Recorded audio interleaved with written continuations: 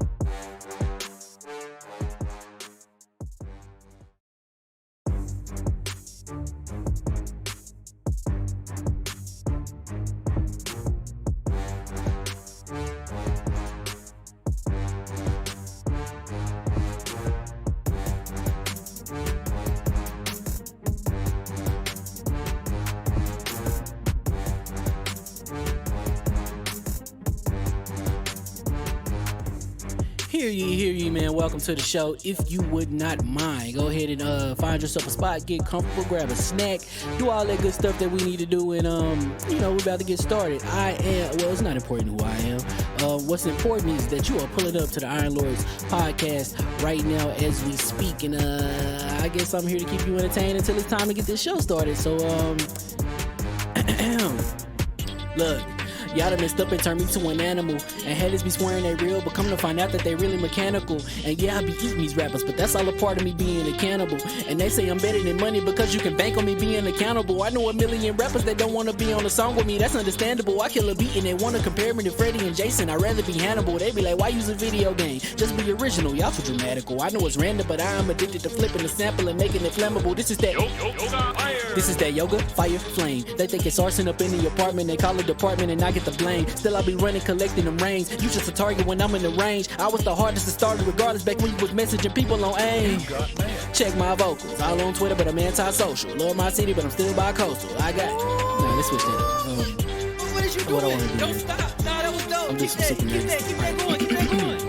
Nah, go ahead. Look, I guess you could say that I'm very spoiled. For them to be your dogs, they ain't very loyal. But I ain't gonna hold you, I ain't here to boil you. You ain't gotta say it, I'm embarrassed for you. Always been a nerd, never been a loser. Making Voltron with a gang of cougars. And I'm going places, better tell a Uber. Cause it's pretty hard to sleep on Freddy Krueger. Let's do that again. Hear ye, man. Welcome to the show. If you would not mind, go ahead and find yourself a spot, get comfortable, grab a snack, do all that good stuff that we need to do, and we're about to get started. It's not important who I am. What's important is that you are pulling up to the Iron Lords podcast right now as we speak, and I guess I'm here to keep you entertained until it's time to get this show started. So look. Y'all done messed up and turned me to an animal. And haters be swearing they real, but come to find out that they really mechanical. And yeah, I be eating these rappers, but that's all a part of me being a cannibal. And they say I'm better than money because you can bank on me being accountable. I know a million rappers that don't want to be on a song with me, that's understandable. I kill a beat and they want to compare me to Freddie and Jason. I'd rather be Hannibal. They be like, why use a video game? Just be original, y'all too dramatical. I know it's random, but I am addicted to flipping the sample and making it flammable. This is that yoga, fire, flame. They think it's arson up in the apartment, they call it department and I get the blame. Still I be running, collecting them rains. You just a target when I'm in the range. I was the hardest to start regardless back when you was messaging people on AIM. Check my vocals, all on Twitter, but I'm anti-social. Love my city, but I'm still bi-coastal. I got let's switch that up. What is you doing? What I want to do? Don't stop. Nah, that was dope. I'm just Keep that going. Nah, go ahead. Look, I guess you could say that I'm very spoiled. For them to be your dogs, they ain't very loyal. But I ain't gonna hold you, I ain't here to boil you. You ain't gotta say it, I'm embarrassed for you. Always been a nerd, never been a loser. Making Voltron with a gang of cougars. And I'm going places, better tell a Uber. Cause it's pretty hard to sleep on Freddy Krueger. Let's do that again. Hear ye, man. Welcome to the show. If you would not mind, go ahead and find yourself a spot, get comfortable, grab a snack, do all that good stuff that we need to do, and we're about to get started. It's not important who I am. What's important is that you are pulling up to the Iron Lords podcast right now as we speak, and I guess I'm here to keep you entertained until it's time to get this show started. So look. Y'all done messed up and turned me to an animal. And haters be swearing they real, but come to find out that they really mechanical. And yeah, I be eating these rappers, but that's all a part of me being a cannibal. And they say I'm better than money because you can bank on me being accountable. I know a million rappers that don't want to be on a song with me, that's understandable. I kill a beat and they want to compare me to Freddie and Jason. I'd rather be Hannibal. They be like, why use a video game? Just be original, y'all too dramatical. I know it's random, but I am addicted to flipping the sample and making it flammable. This is that yoga, fire, flame. They think it's arson up in the apartment, they call it department and I get the blame. Still I be running, collecting them rains. You just a target when I'm in the range. I was the hardest to start regardless back when you was messaging people on AIM. Check my vocals, all on Twitter, but I'm anti-social. Love my city, but I'm still bi-coastal. I got let's switch that up. What is you doing? What I want to do? Don't stop. Nah, that was dope. I'm just Keep that going. Nah, go ahead. Look, I guess you could say that I'm very spoiled. For them to be your dogs, they ain't very loyal. But I ain't gonna hold you, I ain't here to boil you. You ain't gotta say it, I'm embarrassed for you. Always been a nerd, never been a loser. Making Voltron with a gang of cougars. And I'm going places, better tell a Uber. Cause it's pretty hard to sleep on Freddy Krueger. Whew. Let's do that again.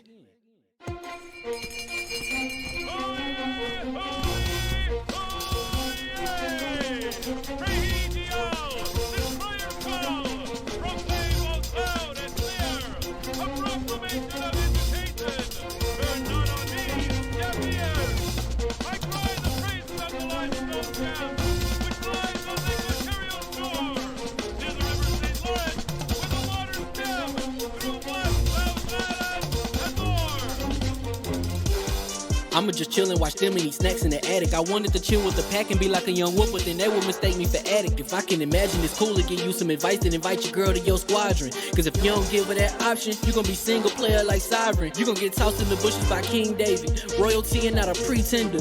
Detrimental to an elemental, what's an avatar to a knee bender? I gotta be me though.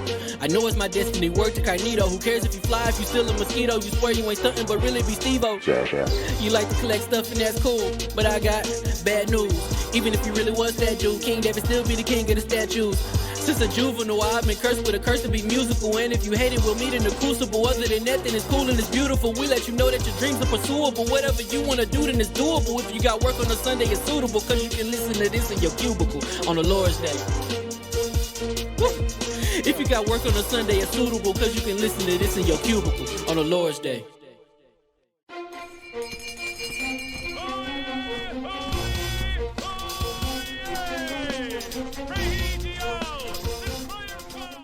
All right. Let's do a little mic check. Do a little mic check real quick. Hello. Yeah, I see your levels. Hello. Good. We doing good. All right. Hear ye. And we are live. Welcome to the Iron Lords Podcast, LLC, and also live on lordsofgaming.net. Episode number 282. It's another glorious Sunday. We're back at the round table on the Lord's Day. I'm very excited about our special guest, and we've got the ValariGamingPillow. Check it out. 10 years of Call of Duty rejected by Sony. Our most hyped games for 2023. And NinjaGaiden plus Dead or Alive reboots to discuss. So we're going to get right into it. I want to introduce two lords who are not only great friends to the realms of the ILP, but whose passion for gaming, proper posture, and joint health have now given birth to the ultimate gaming weapon. And literally takes the pain out of the game. Introducing the gaming entrepreneurs and founders of the critically acclaimed ValariGamingPillow, the lords of gaming comfortability, whose eureka moment transformed the common boppy into the lordly exotic we all use today. Live from Beirut and Dubai and making their debut into the realm of the lords, my mans, Lord Hillal and Lord Nadeem of the Valari.com. How we doing, sirs? Hi, guys. Great. Nice to be here. Thanks for the amazing intro. Oh, no doubt. Your lords in your realm. It's only right we show you the proper respect here at the round table. Now, we talked earlier, but I need you to tell the people, what have you been playing? What have both of you been playing lately?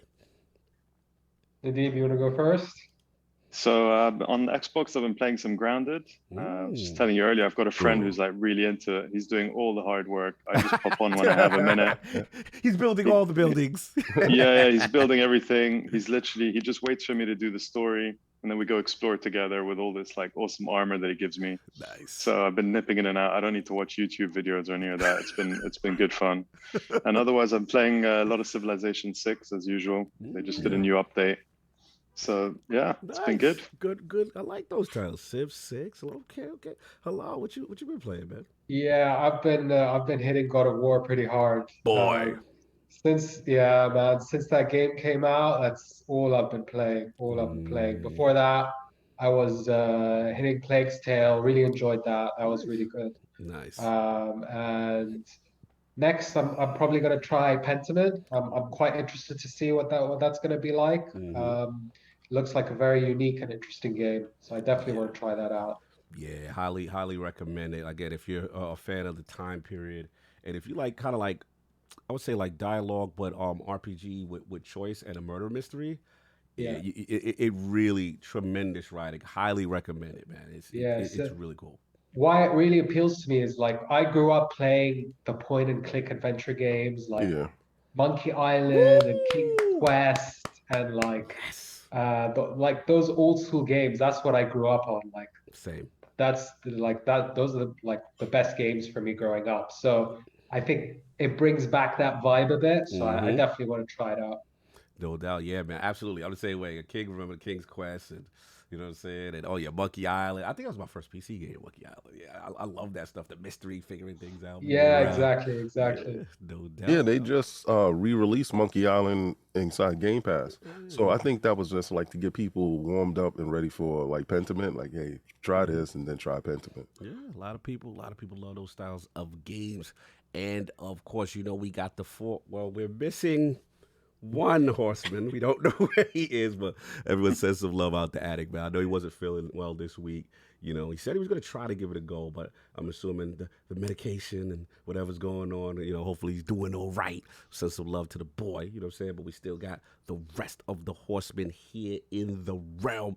And, of course, we have the most technical gaming lord, the solo gamer who lives for the single-player selfish experience. And also the Sastradamus, the Lord of Clarity and Lord Patriarch of the Iron Bank. My man, Lord Sovereign, with a tremendous Valari headrest right now. What are we exactly. doing? You know, how do you use your Valari? I use my Valari. I just rest my neck right here. You know what I mean? No, bro. How you doing, man?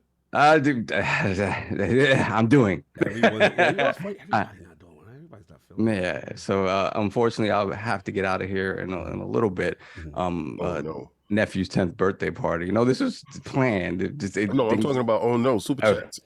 Oh, I know. I'm sorry, but I'm in trouble. Yeah. Sorry. My It's all apologies. good. No, you good. Nephew's 10th birthday party, and my sister kind of went crazy and like she rented out like the pier or something, some crazy thing like that. So Theo's got to arrive because he's got the Pokemon. So Theo got a Pokeball. Theo has to arrive. So my apologies in advance, but yeah, man. Otherwise, doing good. It's just running around doing a lot of family stuff. Today, family stuff as well, but yeah, doing good. All right, generally played a little bit of God of War. Can't really say much about it. Played some Evil West. Enjoying it a lot. It's still, I mean, again, that taste that we got of it at PAX East still stands to me. Like it's still, it has a lot of like 360 like Darksiders energy. Like you know, even the art style, the movement, the overall simplicity of it. It's just a good time. It's not, you know, trying to kill you with lore and story. It's not that. It's just a good, fun action game, and I think they hit it out the park. So unfortunately, I won't be able to talk more about it, but we'll talk more about it next week. And then again, what other little time I've had? What?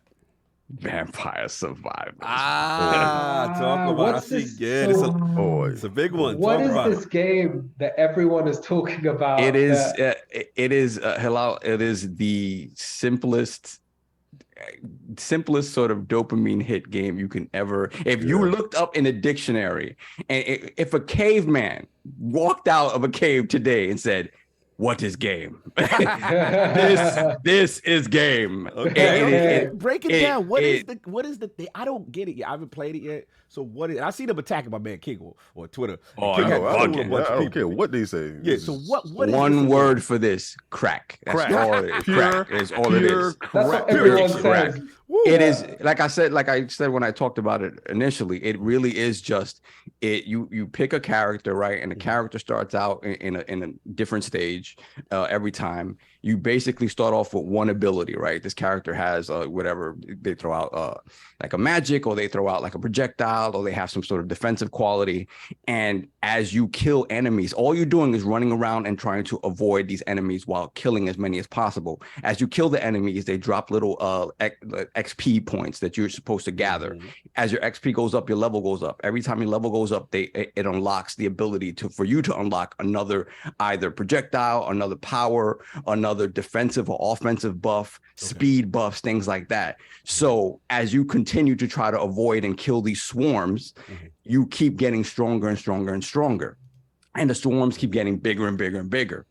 So the whole idea is to sort of survive this and survive these vampires. They call them vampires, but it's all kind of monsters, and just get stronger and stronger. And what happens is, like, if you're good enough and you last long enough, you get so many abilities and powers that you literally the screen is exploding with AoE effects as you're eliminating swarms and swarms. It is such. It feels so good to play. It is so rewarding to play, and it is the most simplest. Like it is, like I said, it's game, like distilled down to what a game is. In its purest, rawest format. Yeah. Exactly, and I mean, again, it goes back to games like back in the day, like Berserk, even Robotron. Robotron. Okay. Robotron, Pac-Man, just like stuff like that. Yeah. It kind of harkens back to all of that stuff in just the purest way. The music is amazing. It looks like Castlevania, like old school Castlevania. I saw King posting up. I said, we got him. I got him with this one. I got him. wait till you get to my part. Wow. Bro, it is an amazing game. It is an absolute crime that it is not in the Game of the Year category for the Game Awards. Crime. Because it would beat certain games that they want to win. It would beat them. It would beat them handily. It doesn't even make any sense. How rudimentary the game looks, but how addicting it is. Okay. My God. So I mean, it goes back to because Addict talked about Loop Hero last year. That Loop Hero kind of had that same thing, but it's more passive, and it's just that Hades feel, that Dead Cells feel, just that much simpler. The chat agree with y'all. They like, yup, you're a crack. Shout out to Asante. He's playing it right now while he's watching us. You know what I'm saying? Somebody, Gary Barwick, said he's got 100 achievements already. Reached 111. Bro, they say it's great. Yeah, people agree. They say it is that thing. It's like when you finish, one more run. Let's go. One more run. Okay. I'll give my spiel. No doubt. So that's please. That's it. Okay. Nah, that's it. No doubt. Is it on Game Pass? Or? Yes, sir. Yes, it is. Yes, sir. Okay. I'm sold. I'm It's going the to only place I rock download at. it. King, you don't That's have all to you let needed to say. King will let you know. The place I rock at. No doubt. And of course, we have the Incredible Hulk of this, aka the Excess Gamer, the prophet of Xbox. Swami. He not feeling well. I'm sick as hell. Man. I Man. can tell. Like, Eddie, okay. My energy is in the bushes. I mean, he's in the Salt and Pepper Town with me, so I know you he's already not know. doing. No, He's not no, right. you He's can't. not right. I'm letting it hang out today. My wife was like, "Oh, so you just not gonna do your bid?" I said, "No, I'm sick." King of the statues. The man's nothing less than that premium experience. It is the leader of the fraud alert movement. Ooh. Beloved Lord King, so glad that you could make it today. Listen, I sat there and I contemplated a lot of things are not showing up, but we got so many things for you guys today, and there was no way in hell I was going to miss our partners with their glorious pillow, especially with my son telling me, because my son didn't get a chance to see the pillow, right? And we were downstairs playing Vampire Survivor. I was playing Vampire Survivor, and he was like, "What's this?" And I was like, "Oh, this is Vampire Survivor." He's like, "Is it in Game Pass?" I say, "Yeah."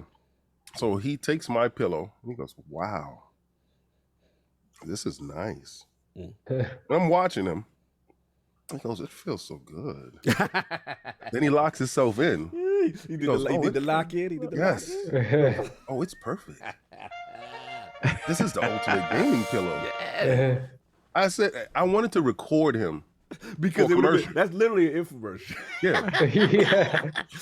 We'll pay him. Put him on. So all he wants is the pillow. So he's like, "Well, Daddy, you know." I said, "I know." Yeah, this is mine now. It's mine. Your pillow got hijacked. I told him you can't take mine because it's marketing purposes, but Daddy will get you one. All right, so let's go. All this week, I got Monkey into playing Fortnite with us, so he joined the crew, and we were playing Fortnite. And then I said, well, let me download these games. I downloaded Pentiment.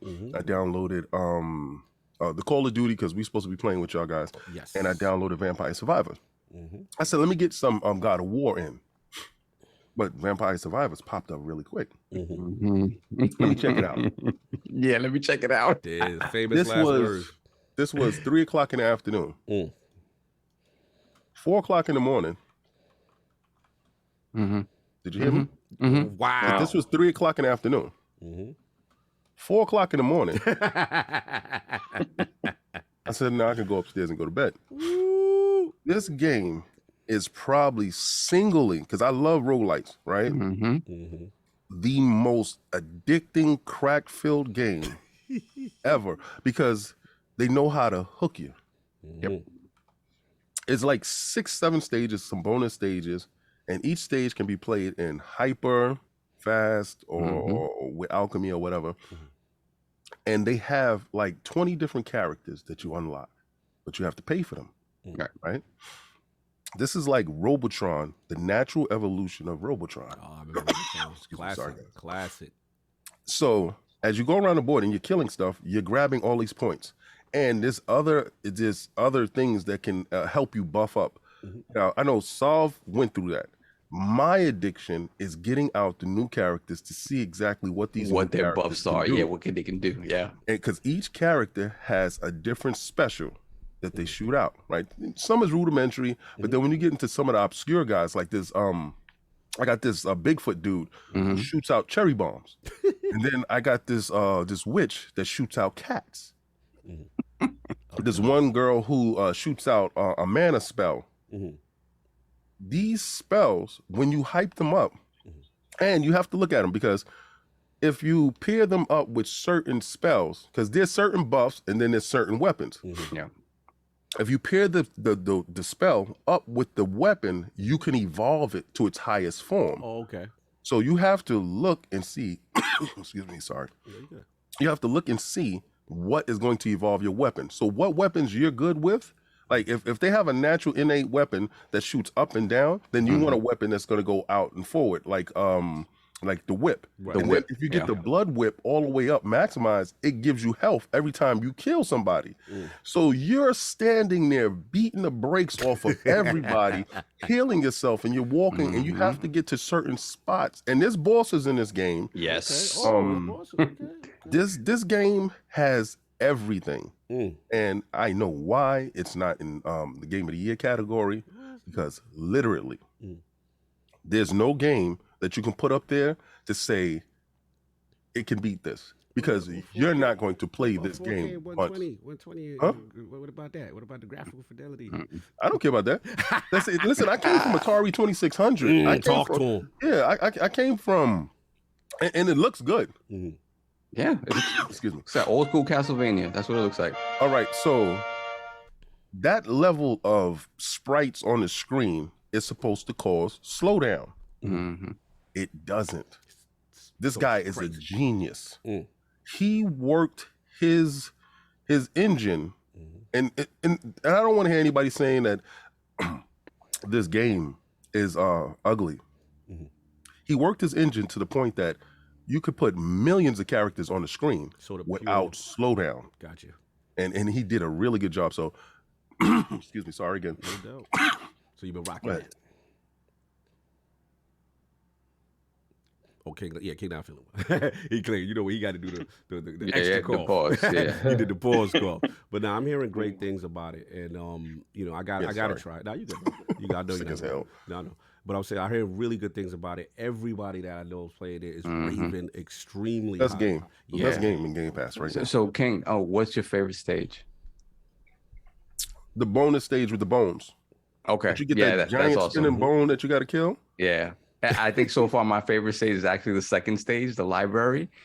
Okay. Because it reminds me of, remember when I first talked about the game and I was like, it's like a running back looking for daylight? Yeah. That stage feels like a football field, like an endless football field. Where you talking about the one that you're going up and you're going around and you're going right. Yeah, because you don't have a lot of, you're running left and right really. You don't have a lot of space up or down, right? So it's very narrow. So it made me feel like I was playing Tecmo Bowl and like I had Barry Sanders or Bo Jackson, the invincible characters in Tecmo Bowl, where it's just left and right. Did you kill the Grim Reaper? Yes, I did. I killed him too. I killed him by luck. I kind of ran into him. Yeah. And then, but at that point I was like, yeah, there was just explosions going off everywhere, AoE effects. It was, yeah, man. It is so satisfying to play that game because they understand the numbers going up. Like if the numbers go up, people are happy, and it's nothing but numbers. Yes. No doubt. So it's like, all right. So you have a hard stop. You have 30 minutes on a board or 15 minutes on a board. Then they send out death. And death, everything on the board disappears, and death comes out and beats the brakes off you. And that's it. That's it. If you're strong enough, you can beat death, and you get an achievement. Okay. Don't say no more. Say less. Definitely go check that out. So it's been pretty much, that's been most of the gaming for you. No 400 doubt. some odd people, please hit that like button. I'm Yes. sick as hell. I'm here. You can hit that like button and share it out, please. He's like, I made it. I made it. Please share No it. question. And of course, we have the gaming ninja himself, the Shinobi, LordCognito. Spread that runners in the realm of the ILP. Not telling you what you want to hear, but what you need to hear. Shout out to my brother, Mr. Matty Plays, Defining Duke. We had a good one going up there. Talking Game Awards, talking News Animax IPs. Also have a freebie up there with the legendary Josh Sawyer, talking Pentiment, interviewing him, picking his brain about the game. Check that out. Shout out to The Last Word, or a little Thanksgiving vacation this week. We'll be back next week. And as far as me, I've been playing a lot, man. I was telling Hillal and Nadim before we started. I was obviously finished Pentiment, great game. Finished Somerville, great game there. And definitely if you're a fan of Inside and Out of This World, those old kind of atmospheric storytelling games, you might like that. I've been playing a ton of Demio, getting ready for the new content coming up. And then still Grounded, still rocking and rolling with Grounded. But yeah, that's been it for me. So you want to get a couple of super chats? What ending did you get with Somerville? Okay, so I don't want to spoil too much, but I love the ending, and let's just say because there's a I don't want to spoil. There's a thing you do as a community, as a community that can be very aggressive. And I did the aggressive action, and it was okay. But I will say, to your point again, without spoiling too much, I do agree with you. He is the worst father ever. Oh yeah, he is the worst father ever. Again, the story is about a husband, wife, child, and dog going through a very crazy time with invaders or something happening, some type of event happening in the planet. But yeah, go check that. So you want to get the super chats because I got to take care of some other business too. Cool. I'll get these super chats. Give me a moment. Again, my apologies for abandoning you guys. No, you good. We got God's Hitman, $2 super chat. What do you think about Marvel Snap? Laying it down for the Lord. Here we go. Anybody play it? No, I haven't had a chance to play it. I haven't played it. Everybody loves it. And we all picked it for best mobile games. Then we got Raiden Blade, £2 super chat member for 1 year. Cog, play that vampire game. It's game of the generation. Woo, I will. There's a lot of games out here, man. Generation. A lot of games. Wait, Vampire Survivors right there. That's for sure. No doubt. We got XD Mellow 7, $2 super chat. Heard King got that 75-inch TCL for Black Friday.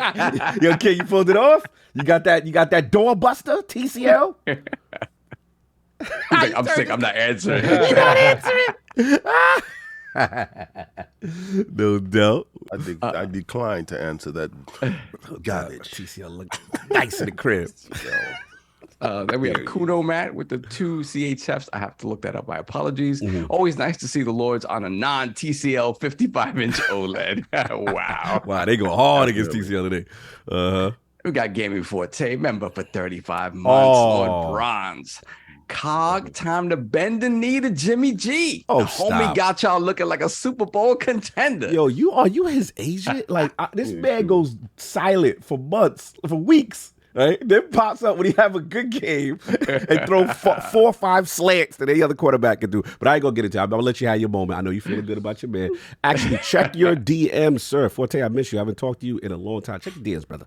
But anyway. Then we got see you at 4:25 p.m. Oh, and as always, hey King Boo Boo.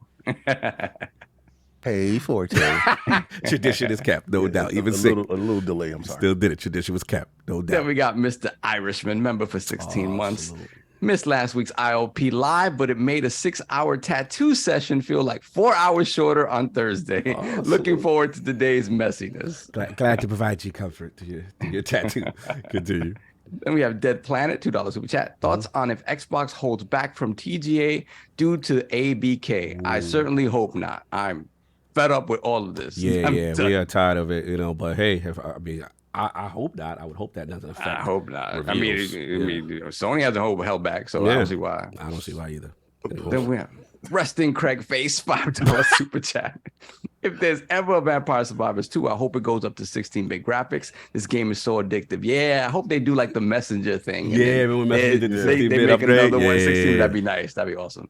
Okay, let me see if anything else dropped. Then we got Carl Andrews Jr., $2 super chat. Is Destiny 2 an improvement from 1? Yes. All right. Then we actually had one before that, Carl Andrews Jr., $2 super chat. Been playing Destiny 1, has potential, no tutorial. Yeah, they're very bad with onboarding. Wait a second. You said you playing Destiny 1. This is 2022, bro. Yeah, I don't know what's I was going on. about to say, have I gone back in time like 10 years? But he's one of those dudes. I'm not gonna play the new one. New till I one, yeah. play He the probably, old one. yeah. He like, I got to do it all the way. Yeah, I get it. I get it. And if I gotta plug my man. If you're looking to get into Destiny, you don't know what to do because I see sometimes on board. Subscribe to my man Ebontis channel, the Cheetah. He's very good at explaining new players and players who've missed and try to come back. Anything that you've missed and lapsed in a very easy to understand style. So check out Ebontis' channel. Yeah. And we have God's Hitman again, $2 super chat. I got a deal on the Series S for $200. Oh, salute. Very salute. nice. No doubt. We caught up with this. That's that Black Yeah, Friday. actually got winning one more to stuff. jump them. Got One more. Base 23 BKNY, Oh, $20 salute. super chat.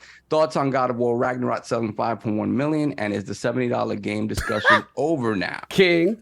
I do not believe it sold 7 point nothing. All 5 right? point. 5 point. I'm gonna be a buck with you. I don't believe it. But again, it's shipped. Probably shipped 7.5 million, and they're probably sit inside the store waiting for these guys to get their bucks together. But I got it. I hear. That's nice. That's nice. It's still not game of the year. How you gonna have Vampire Survivor come and slide up in that DMs and be like, bruh? He looked at Kratos and said, boy.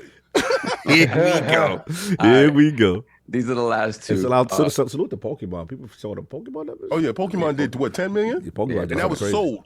Not shit. How you know? It's you messy. Continue. Move it on, Sal. Move it on, Sal. You being messy. Because Nintendo dudes buy stuff.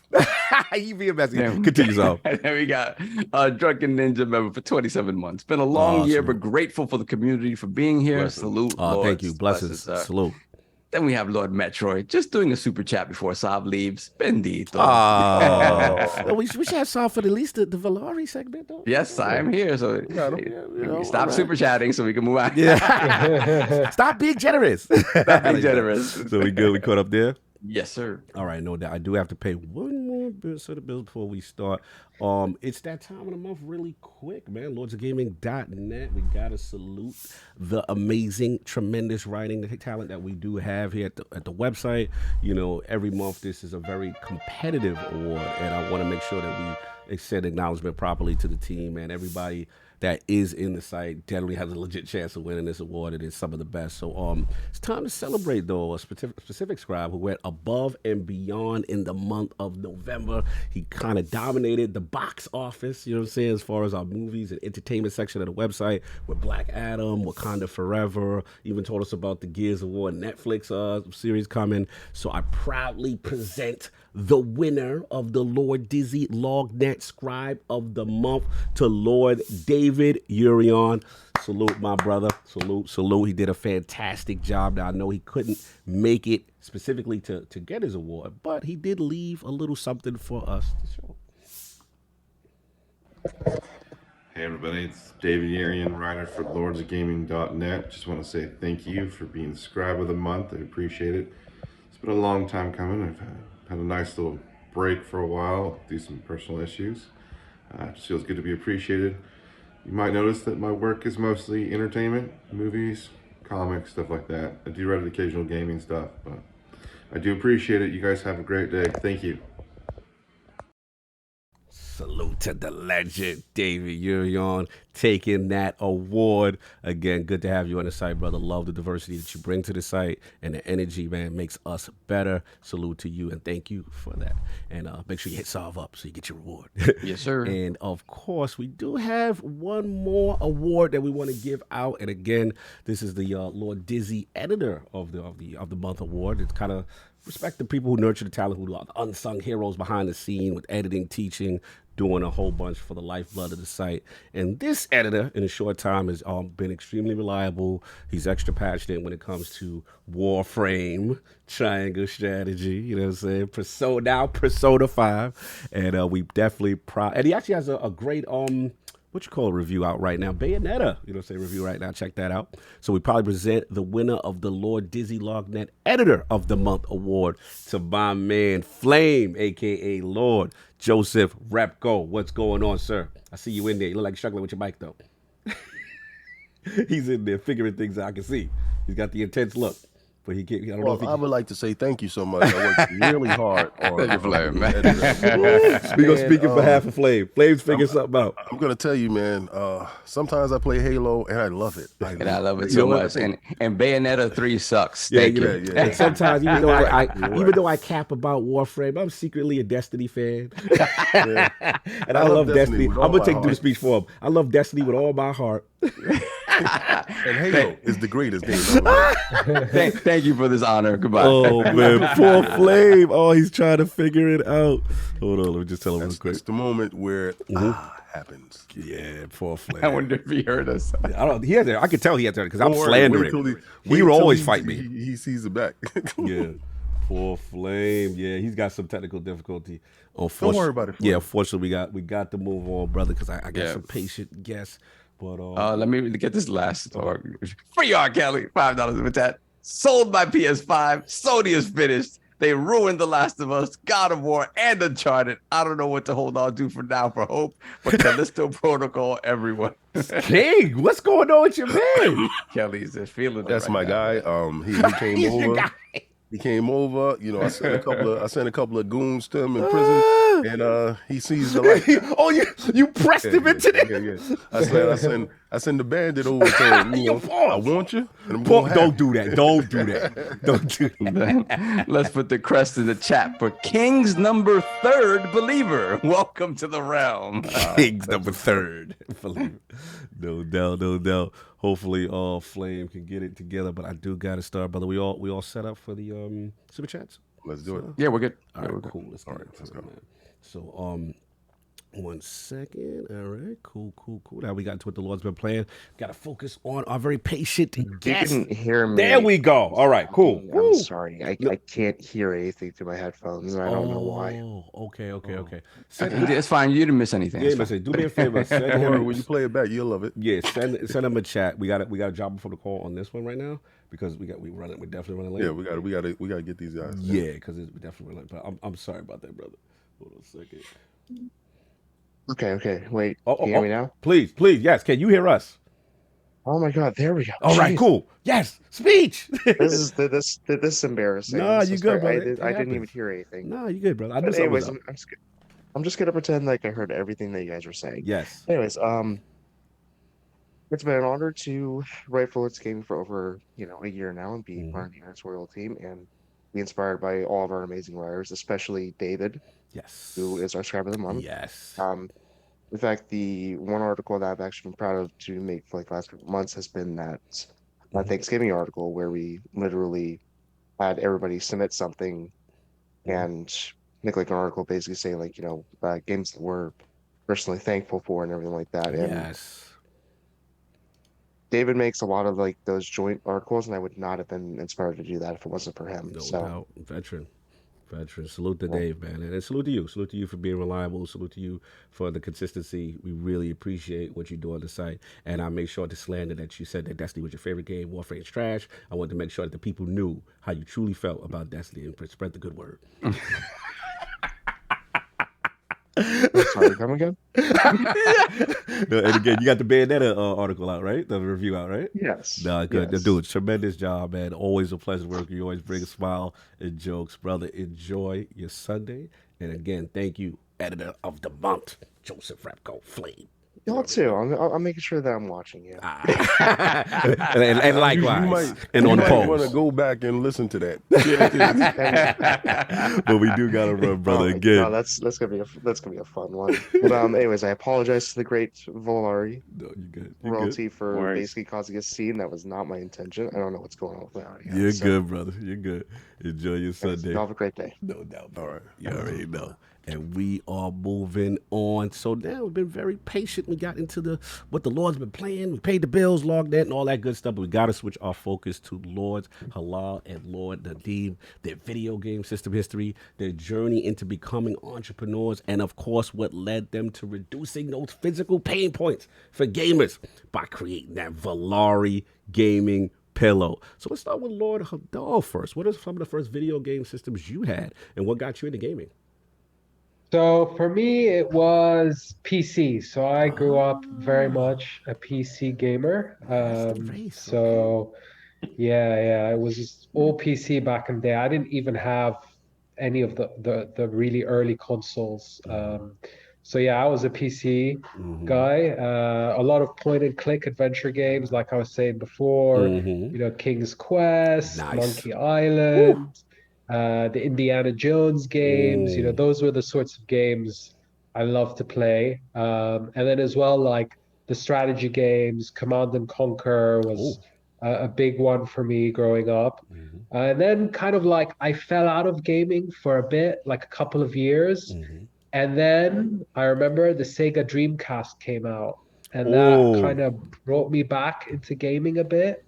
I started getting into the fighting games, Dead or Alive. And that was like, and I remember it had like quite a short life cycle, the Sega Dreamcast, but it was like a good life cycle. And then after that, it was the OG Xbox that came out, and that really brought me back into gaming properly. Wait. Slow down. Okay, so first I gotta ask that. This is surprising to me only for two. One, where were you at the time? Where were you living at the time when the Xbox came out, and why? What was it about the OG Xbox that really reinvigorated you? I was living in London at the time, so I grew up in London, and that's where I was at the time. And I'm not sure what it was about the Xbox. It was just something new and different. Everyone had a PlayStation at the time. Yeah, you going against the grain at that time. And did it feel like the extension of that Dreamcast that you just had? Like it kind was a of, natural successor? Yes, exactly. Like it kind of felt like a natural successor to the Dreamcast. And I don't know why. I was drawn to it more than the PlayStation at the time. And man, I remember just Halo. The first time I picked up a controller and played Halo, that just like, honestly, I was like, wow, this is gaming. This is what a video game is about, right? And especially like the social element of it. I remember like, we used to get like back before Xbox Live, right? Back before internet gaming. It was LAN gaming, right? So I remember we used to get like 2-3 TV screens. We used to get like 2-3 Xboxes, hook them all up. We used to have an Xbox upstairs, an Xbox downstairs, like 30-meter LAN cable going. Who's running the cables? Who's running the Cat 5 cable? Yeah, exactly. You'd have like 8 to 10 of us in one house playing. Oh man, those are the days, man. Those are the days. And like that was, for me, that was like my rebirth into gaming. Like that brought me back. And then like like all the Halo games for me, like unbelievable. Halo 1 through 3. I can't tell you how many hours I plummeted into those games. And and then in between, obviously there's all like the OG Xbox games that like the Mass Effects, the Knights of the Old Republic. I'm a big RPG gamer, so like first person shooters and RPGs. So like for me, nothing will beat a good RPG. So like I remember when the first Mass Effect came out, that was like mind blowing to me. I just recently replayed when they remastered them. I just recently replayed all 3 back to back. That was nice. That was a great experience replaying those. And yeah, since then it's just kind of like been mostly Xbox. I'll play the big Sony exclusives when they come out, like the God of Wars, the Horizon Forbidden West, all those games. When they come out, I'll play them because they're great games and I do love playing them. but I'm, most of the other games I'll play on Xbox. I'm an Xbox guy, so I'll mostly play on Xbox. Especially now with Game Pass, you just get so many good games do all the approve that time to message. play. Oh, you approve? You approve? King Valari approves sending that message. out? King approves that message. Yeah, we okay. approve that message. Yeah. Yeah. Well, there are so many games now. Like as soon as I finish God of War, I have like a whole list of games I need to add this vampire game as well to that list. Yes. So I'm going to be very, very busy. Absolutely. No, that's tremendous. I love hearing these histories and stuff. Like I got to get Nadim in though. I got to know his journey real quickly. Like what was some of the first gaming systems, or were you also PC? What got you into gaming? Sure. No, so for me, I had older brothers, so it was the Commodore 64 when that first came out. We just had to put the tape in, wait 3 minutes for it to load, which felt like eternity, and then I played some like I think it was Rambo: First Blood or something. You just go around shooting. Yes. That was amazing. But then I finally got my own Sega Master System. Oh, hold on. I'm sorry, Yeah, sorry, going. Hala. I got to talk to Sega Master System royalty right now. I'm biased. You are now my favorite. Thank you. Well, talk about this Master System. I don't get to hear this. I will talk about it. So this was in London, mid to late 80s. Master System was out, and it was a generation ahead of the Ataris and everything else that was around. Atari was a little bit before my time. I mean, obviously I played it a bit at my friends' houses and stuff, but when I had the Master System, I just never looked back. It was 8 bits, and it was like, wow, Yes. Played so many games on it, like from Sonic and everything else that came out. And then I became, the way Hillal is an Xbox fanboy, as you can tell, I was a Sega fanboy. Oh, let's go. Right? Put your hands together. So it was Master System, Mega Drive, Mega CD, all the way through until the switch happened later down the line to PlayStation 1. Okay. And so, but it was because Sega went down. It wasn't because I gave up on it. Right? Got you. It was good talk to him. So Sony killed him. You adopted the cartridge. Yeah, exactly. Unlike COD, who just defected. That's you stayed to the very end. I appreciate that. I really tried. I tried too. When that PlayStation was hot. Nah, he's real. I like him. Ooh, no, he kept. He stood 10 toes down until the wheels fell off and he rocked out. Both of them though. But, I mean, the Dreamcast, like he said, had an untimely death. No, absolutely. And we know who the culprits were.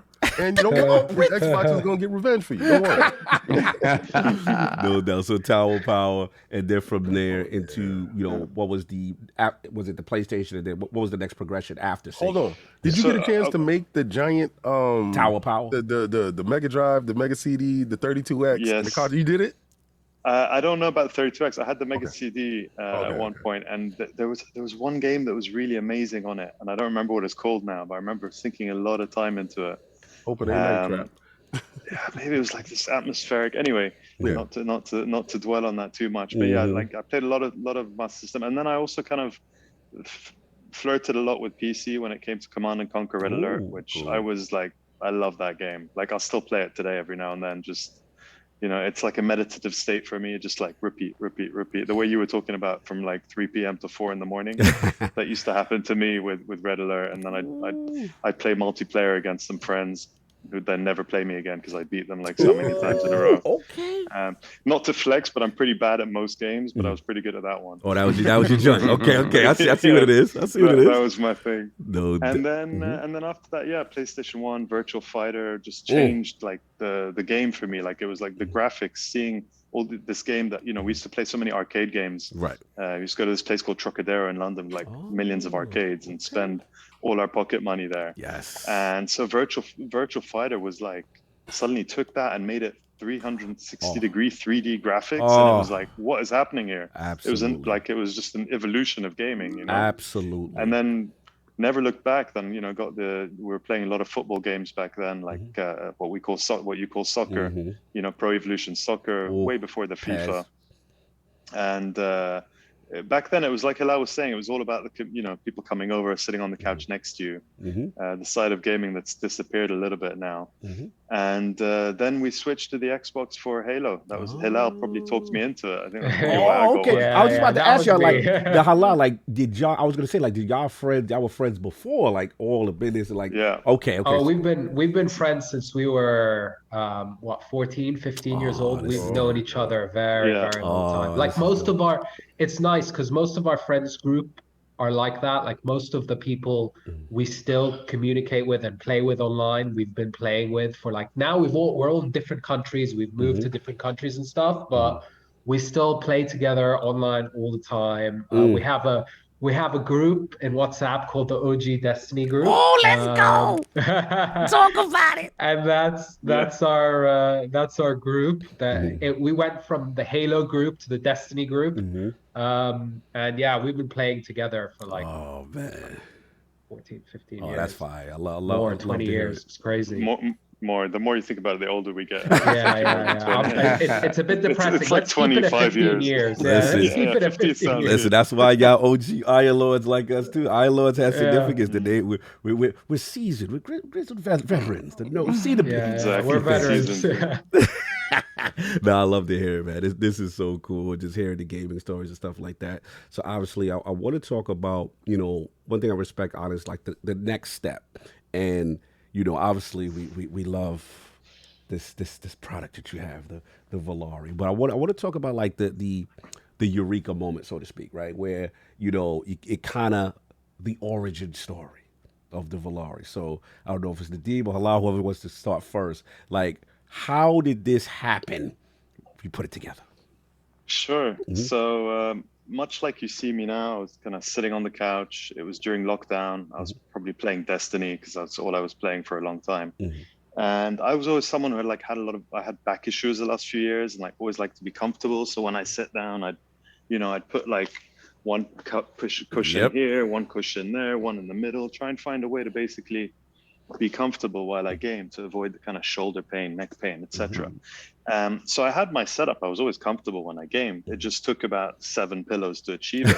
And, so that meant that every time I'd get up to get a glass of water, or go use the toilet or whatever, it would take about an hour to take everything off and put it back on. And then I try and get comfortable, and then it's like in the middle of a raid and everyone's waiting for me. And everyone's shouting at me. I was about to say, it's very annoying. We're in the middle of a raid and the Nadim would be like, give me a minute to go to the bathroom, guys, and he'd be gone for like 15 minutes.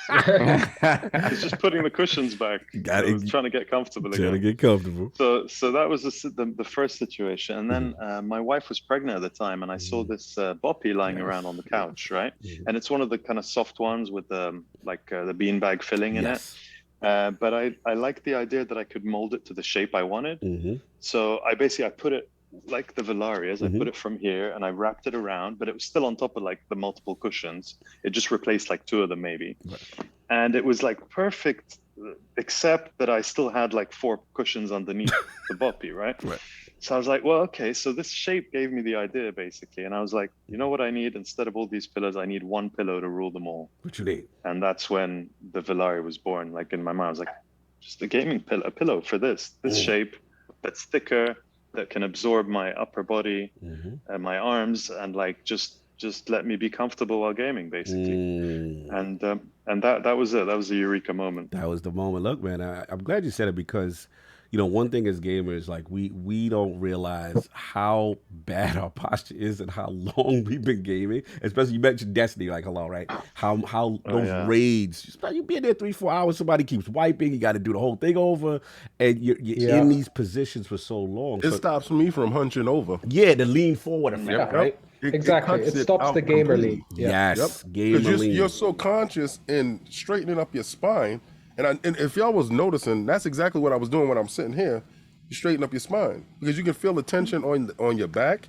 So when you straighten up your spine, because you don't have to lean over anymore, you don't have to put your hands on your elbow, your elbows on your legs. You can just relax, and it gives you a relaxed state. I don't know.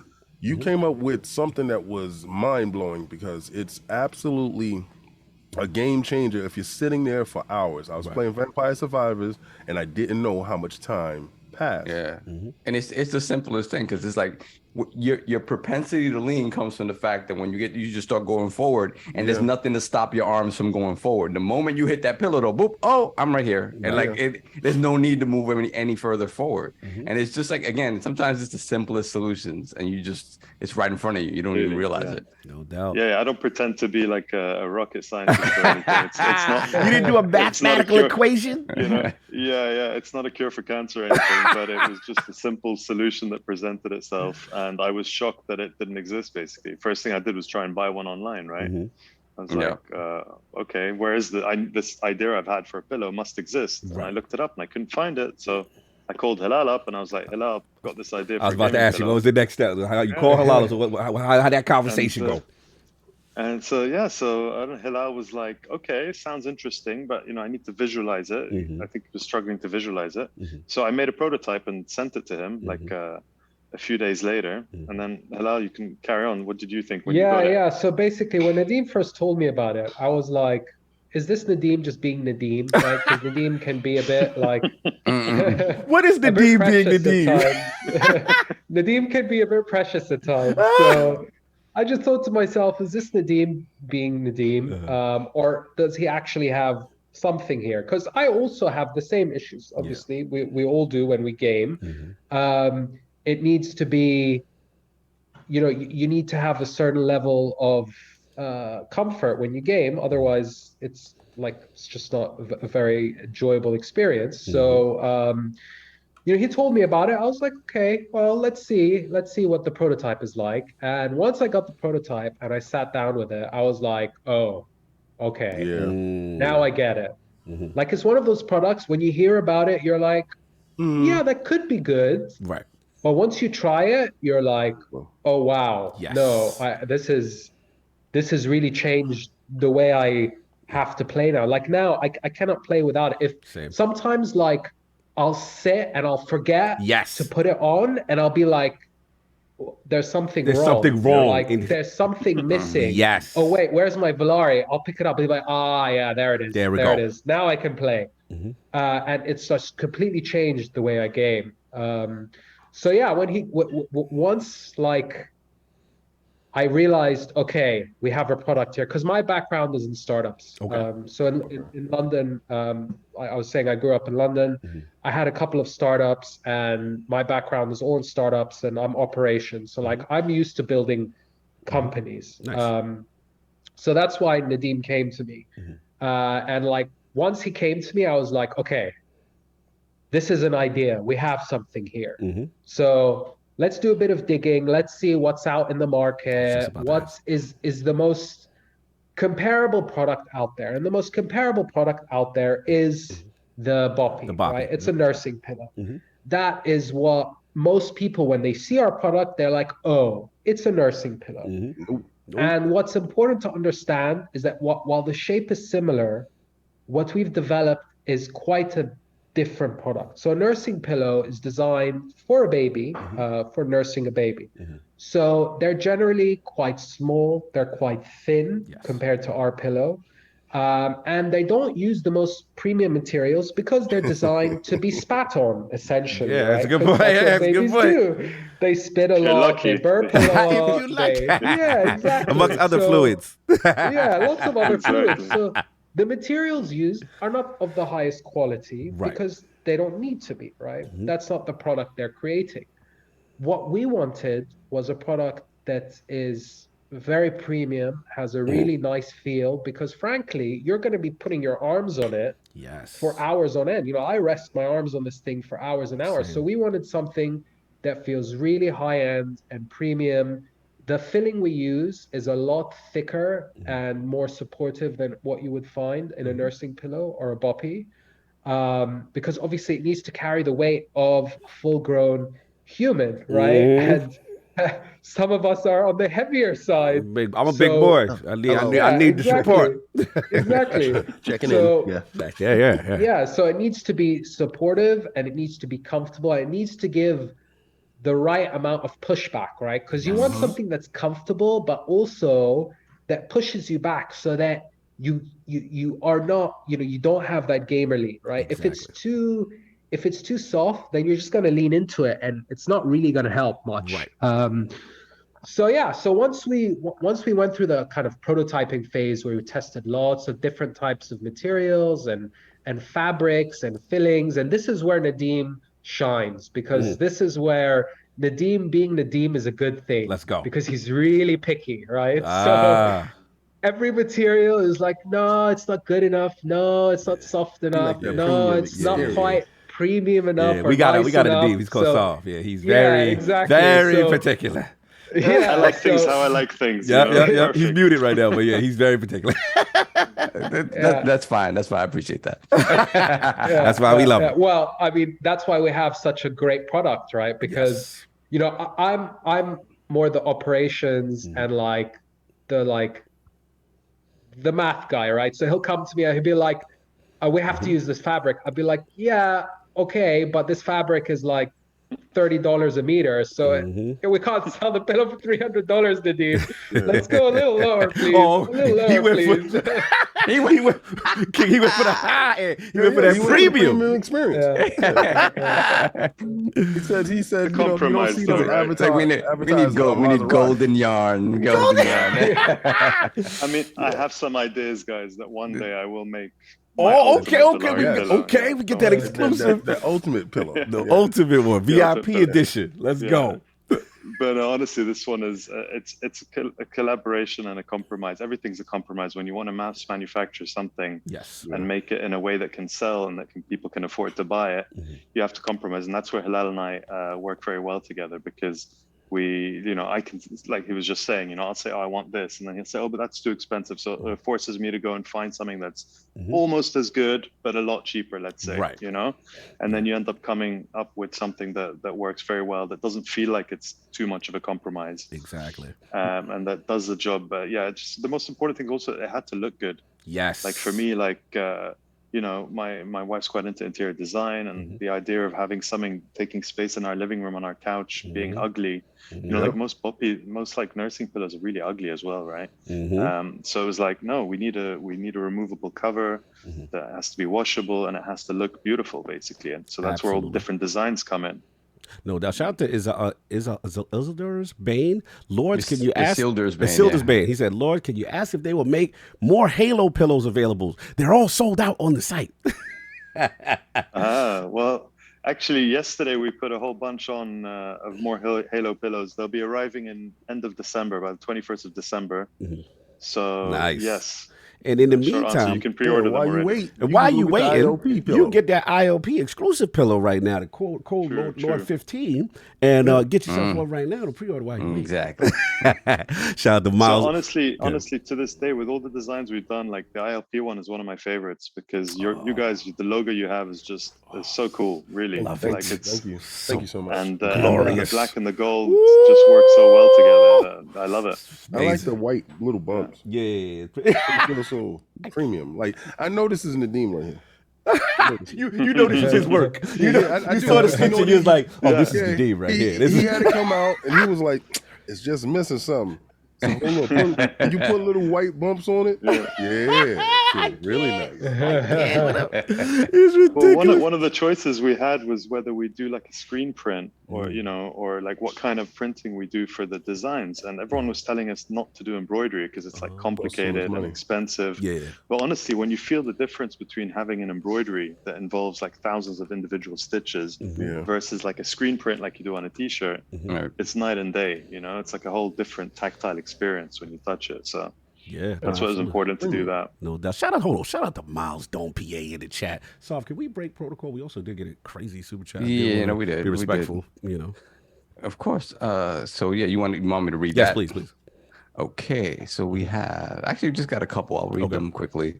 Mhm. B. Lou, member for 15 months. Y'all keep killing it. King, get well soon. I'd like to hear thoughts on the continuous wait for Xbox exclusives. Xbox got myself and personally getting tired.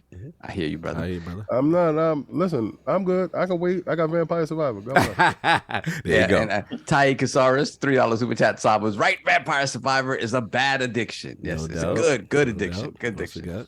Flame $5 super chat. Honestly, I think we can all blame the Xbox Series S for my audio problems. Couldn't be that I didn't check it before joining. No, sir. Have a great salute to Flav. Wavy Kosher, member for 2 months. Lord Bron, shout out to ILP and King Nation. Check out the Love Sack at /Xbox pillow chair. I think it would go great with the Valari. Also comes with the Series S and 3 months of Game Pass. Okay. Then we got Corey Tidwell with the $100 super chat. Thank you so much. Appreciate that. Thank you. Happy holidays, fellas. I really enjoy the podcast. Thank you, man. Thank you so much. So much. Thank you so much. Really means a lot. No doubt, all caught up there.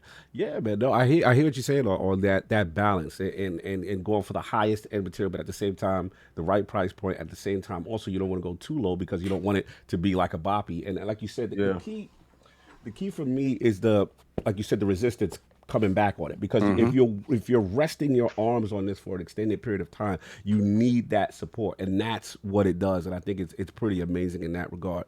So you got this going on, you got this. So like now, where do you go down after Hillal, you guys have talked about it, you think you got something. Now it's about partnerships. Like what's the next step to get it out to mass? Because I found you guys through, I think, the Kickstarter. I think exactly. So I guess from our point of view, it was okay. So we have an idea. We think it's a good idea. We have a product. We like it. We had done at that point a couple of months of prototyping, and we had a product that we felt reasonably confident with. We sent it. First thing we did is we made like 5 or 6 of them, and we sent them to all the guys in our OG Destiny group, basically. And we're like, guys, check it out. Let us know what you think.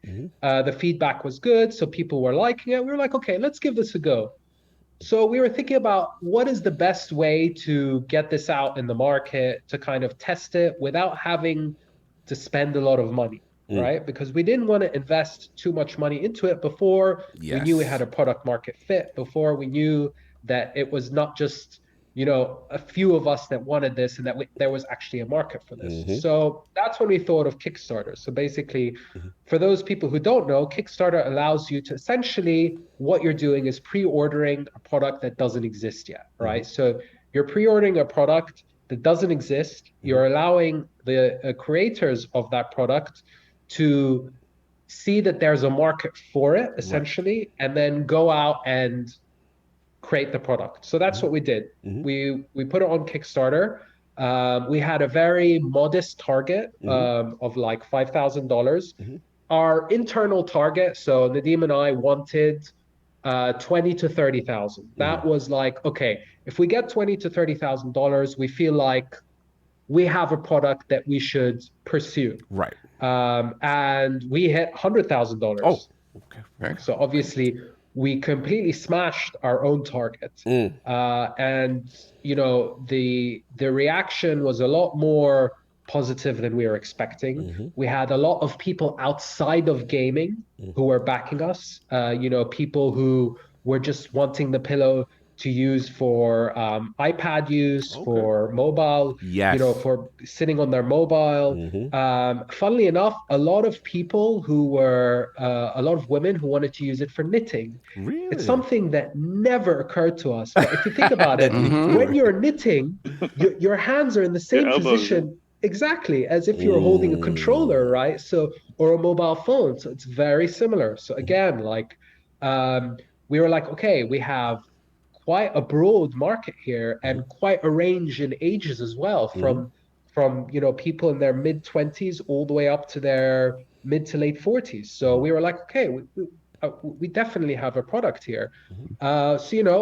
Great, we have a bit of money now that we can go out and start producing this thing. So we went out, we looked at manufacturers in a few different countries. We looked at China, we looked at India, we looked at a few different countries.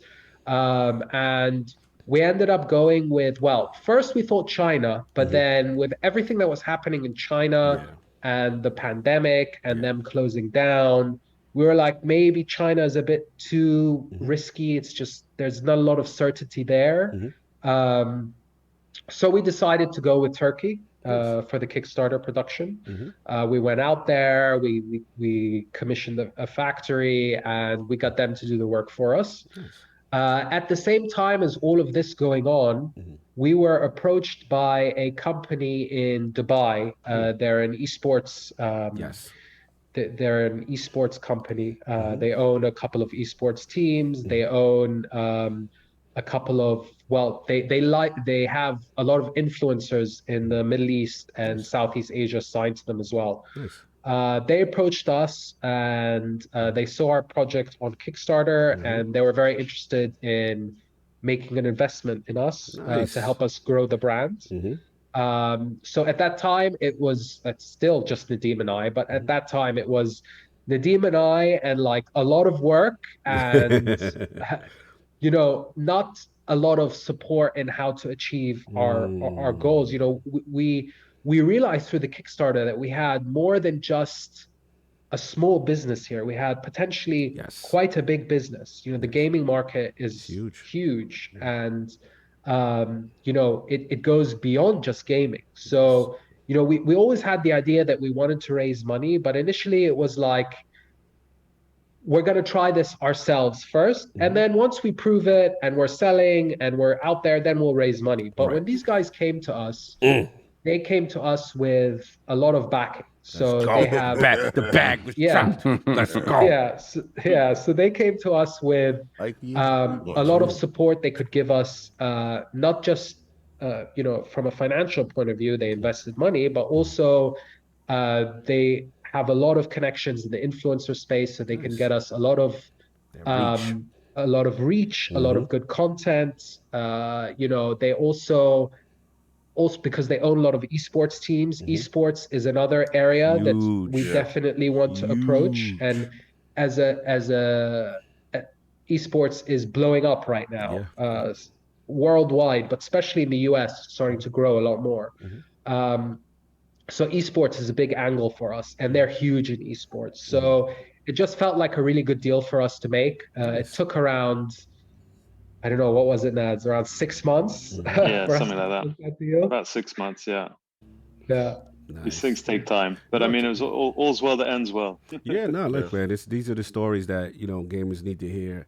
And again, just the steps when you do have an idea, the approach you take. And I love the mindset. You know what I'm saying? At first it was like, okay, it's just us two. Let's see what we have here. Let's gauge interest, right? And then do it kind of slowly. And then when obviously partnership came, you sat down and made the one that you felt made perfect sense for you guys. And I love the entrepreneurial spirit of it. I think the question I have for you is for gamers who have not experienced Vala. Because I ain't gonna lie to you, Hillal.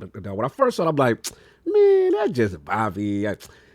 We'll see. You know what I'm saying? Kind of thing. And then obviously trying the product, and I'm like, no, this is actually something special. So the question I have to you is like, for those who may be skeptical, on the fence, give me the pitch. Give me the sell.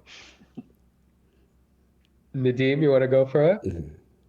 Okay, well, I mean, you don't know till you try it. You're going to be more comfortable than you've ever been, and you're missing out until you do, basically. So, you know, you don't have to buy it now. You'll buy it later when all your friends tell you need it.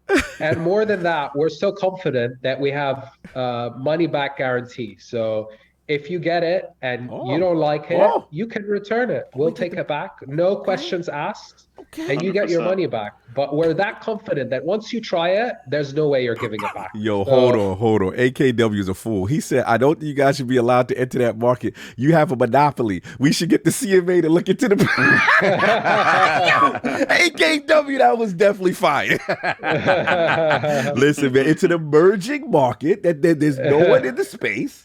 And they found something that is really, people really taking to it right now. Now what they do is they go, and anybody that wants to make competing pillows, you just buy them. Exactly. Buy them and shut them down. Close them. You ridiculous. I see what you do. That's a true monopoly. I see what you do. No, honestly, no, it is something we've thought about, obviously, and it's something that, you know, if we keep selling well and hopefully continue first growing in the our space, sales, it's gonna happen, right? We're gonna have competitors, but I mean, that's going to be a compliment the day that happens, because it means we're doing something right. Right. So you got to try not to get upset about these things. You know, like it is life. If someone wants to come along, they need to try and make them nicer than ours, which I think they're going to struggle with. They're gonna, because they don't have a Nadim. They don't got that. They're going to struggle with the fact that, all right, so when my hands is pressing down, I got some heavy hands, and I take it off, the pillow bounces right back. It doesn't lose form. So that was my thought process. I thought it was going to lose form over a period of time. I gamed with this pillow every day of the week. It hasn't lost form. Since I got it hasn't lost form. Facts. So I said, wow. So listening to you talk about how, you know, you use premium stuff and the first stuff that it was like beanbag stuff or whatever. It was a good choice in using the materials that you have inside. Now, the materials that you have outside, because my wife loves it. I can leave this pillow anywhere and she's not take that ugly thing out of here. No, it actually accentuates wherever it sits, right? Because it's like, oh, it's a premium situation. So you made it pleasing to the wife. You made it comfortable to the individual. And I know this happens all the time. Once the wife or the kids get a chance to check it, there's repeat buys. Yeah. Because they have to purchase another one because the wife then stole the pillow. Absolutely, yeah. In fact, that's happened to a few of our friends when we sent them pillows. They were like, "Guys, I'd love to give you my feedback, but I haven't been able to try it because my wife took it." She took it. Yeah, and so the wife just steal sent it, them and also yeah. pets seem to love this thing. So if you go to our website and you look at our reviews, almost every single one is with either a cat or a dog on the Valari. So it seems like you have to buy one for your pet too. I mean, I have 2 huskies, and my huskies got their own pillow because they would not leave ours alone. I love it, man. Love to see the success. Love to see the growth. And of course, we'd be remiss if the round, but pretty much already knows, obviously, we partnered with you guys and we love supporting the product. You know, it's really awesome. I mean, honestly, I couldn't have, because I've been listening to you guys for years. And for us, like, we were like, who should we send this pillow to? And I was like, well, I want to send it to the people I really like. I really value their opinion, because it was like, for us, it was like sending it to you guys. It was like, we didn't really expect or want anything out of it. It's just, let's just send it to the people in the space we really like and really listen to, and see if they like it, see if they get it. So like when I messaged you, I think it was on Twitter. I messaged you messaged me on Twitter, and I was like, you know, this is what we're doing. Do you want one? And no strings attached. Just give it a go and let me know what you think. And when you answered, I was like, no way, Cog answered. Amazing. I was like, I remember I told Nadim, I was Cognito answered, man. Man. So, I'm sorry. Yeah, that was a really like exciting moment for us. And when you messaged us back and you were like, I love it. And we started talking about, okay, what can we do? Like, how can we make it more interesting? And then we you know, thought, okay, let's make you guys your own pillow, right? And let's not just make it for you guys, but let's actually put it into production and let your fans buy them. You know? So like, that's kind of like what it took it a bit further down the line. And like what we're doing now in our partnership is letting your fans, you know, get a taste of the ILP branding on a pillow, so they get the best of both worlds, you know, the Valari pillow and your amazing ILP branding. Because like Nadim said, I mean, we've come up with some cool designs, but I still think your design is like one of the best, and like really, really amazing design. Truly humble. So yeah, well done with that. Well done with that. No, I appreciate it. Again, you know, I'm the same type of person. Like King knows, like we don't like to associate things that we don't utilize or you know, we don't believe in. And you know, just to see, I remember when I got it, I had my eureka moment. Like, no, they have something. This is special. This is a quality product. This is something that hardcore gamers will use. If they try it, all they have to do is just try it. And if they give it a shot, it's like you said, Hillal. It's to the point now when if I make the mistake and pick the controller back up and I don't have it, it's almost like a naked feeling. You almost feel like something is missing. I need to get back to it. And then I'm in my support. My back is straight, arms are rested. And again, for myself personally, you know what I'm saying, older gamer, I do suffer from rheumatoid arthritis. You know what I mean? Or any person with arthritic conditions, because being in these positions for a long time, even if you don't have arthritis or any type of condition, those are very painful and stressful on the joints. And the gamer lean. That's what we do. We lean forward. We're leaning into the screen. We're doing all these things that are just completely anti-posture. And the last thing I say people don't talk about is that, you know, a lot of these armrests and chairs, right, are very, very hard, very rough. Well, they're out of alignment. A lot of armrests and chairs are out of alignment. So they raise your arms too high. So it puts stress on your joints. Exactly. So and actually I used to get bruises on my forearms. Yes, Yeah. me. On my forearms Same. from sitting on gaming chairs for too long. Yes. And I remember once it got so bad I actually had to go to a physio for it. Wow. Yeah. You got tennis elbow? Mm-hmm. Yeah. Yeah, exactly. It gave me tennis elbow, basically. Yeah. Absolutely. And again, So yeah, so now even when I sit in a proper gaming chair, I'll always have the pillow with me. Well, I love the fact that it feels warm. Mm-hmm. All right, so a lot of times you keep your warmth inside, so you're sitting there, you're already cozy. You know, you put your juice to the side. Now I know somebody's gonna try to come and make one with a juice holder, and you're gonna fail because the juice is gonna spill all over the place. But this is definitely, you know, my go-to pillow. Yeah, and for me, what I like too is so often I'll let you talk. I like to put my phone on it, so I can still game it. I'm like, okay, that's someone text me there. All right, cool. Like it's a multi. I got a whole bunch of things on it. Like it's kind of hilarious. That for me is like getting that perfect comfort. Like I don't get that much time to game. When I do, like I'm on the couch, lean back all the way, got the Valari around the waist, I got the blanket over me. Like so I'm just like I have my drinks on the coffee table or whatever snacks I have or whatever. It is a moment for me. So I can't like again when we first got this product, I was like same as you, Kyle. I was like, oh man, it looks great, but I don't know if it's really gonna be the thing. And then once you have, you're like, because it is that thing of like as a gamer, you will always lean forward. You will always lean in intense moments in the game, no matter what. Like if you're playing Vampire Survivors, you're gonna want to lean forward at some point when things start getting crazy. You know, God of War, an intense fight, God of War, a fighting game or whatever. Yeah. So it is just that thing that as soon as my arms hit the pillow, it just, okay, there's no need. Like there's no need. Just relax. You're still able to, you know, game with the same intensity. You know, it's just this natural inclination you have to be like closer to the screen or whatever. But again, as you get older, that closer to the screen does not do you any good. And not for the eyes either. You know what I'm saying? So we break our protocol real quick. Shout out to Lord Galveston, no doubt, $10 super chat. Boy. He just ordered a second for ValariPillow. Nice. One for me and one for my son. Great show as always. Now I just need an ILP Christmas ornament. Make sure to like it shit. I don't know about the ornament, brother, but I'm glad you got the Valari for you and little man. You know what I'm saying? I game with him a lot. I game with him and his son a lot. Okay. Yeah, Fortnite. That's my Fortnite team. Salute to Galveston. You know, being that, you know, Sinister has left me in a lurch. Okay. No doubt.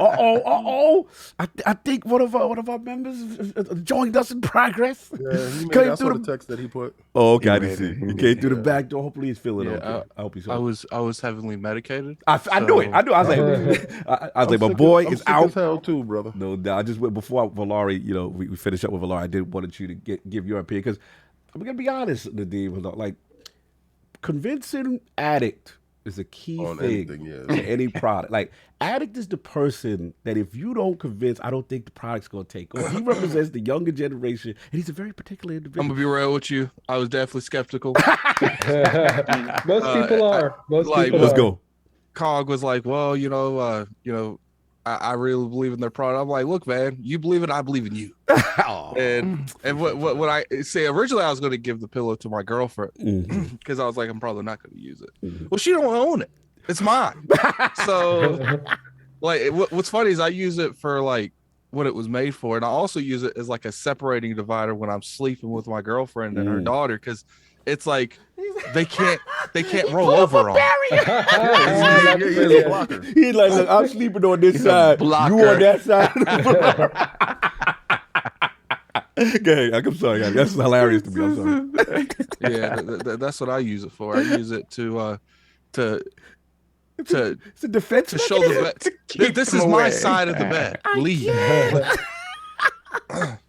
Well, you see the creative usage right now. Hello. No well, doubt. Whatever you want to use it for, we're happy. No doubt. Salute. We gotta get going, man. I know we got people up here long, but what's up? Real quick, what did you guys think of our when we did our first promos and we all had like we were like all using our Valari in different ways? Did you guys ever picture like somebody would do a promo like that, or even think about using the pillow in a different way than it was intended? Yeah. No, I mean, not no, really, but it was no. brilliant. Yeah. No doubt, no doubt. So It's great. I mean, that's the thing. When you put something out in the world, you have an idea for how you use it, what it's Right. for, you know, how you want it done, and then other people will do their own thing with it, and you're like, oh, that's cool. I didn't think of that. You know, that works. So yeah, I'm not here to tell people what to do and not to do with their pillow. Once they buy it, it's up to them. No doubt. They can no do doubt. whatever they want. Salute, man. Love the product again. Absolute pleasure to have you in the room. We got to ask you a final question before we get you guys out of here. We know the time difference, but I got to ask from a gaming perspective. The question we ask all those in the room. I need your top 5 video games or franchises of all time. Let's start with Lord Hillal first. So he's a PC Oh, guy. wow. So these are Okay. games. Let's go. Top 5 of all time. Yeah. Oh, wow. Your personal. In any order, Any or order. just a top 5? Any Okay, order, fine. and it could be the single game or the franchise. You know, however Oh, you want right. to go with Okay. it. Mhm. Okay, that makes it a bit easier. Yeah. All right. So definitely franchises, Halo, Mass Effect. Those two are in there. Ooh, you strong. Individual games, I would say Witcher 3 for me is Just loving you. one of the best games I've ever played. I absolutely love that game. I was so addicted to it. I just couldn't get enough of it.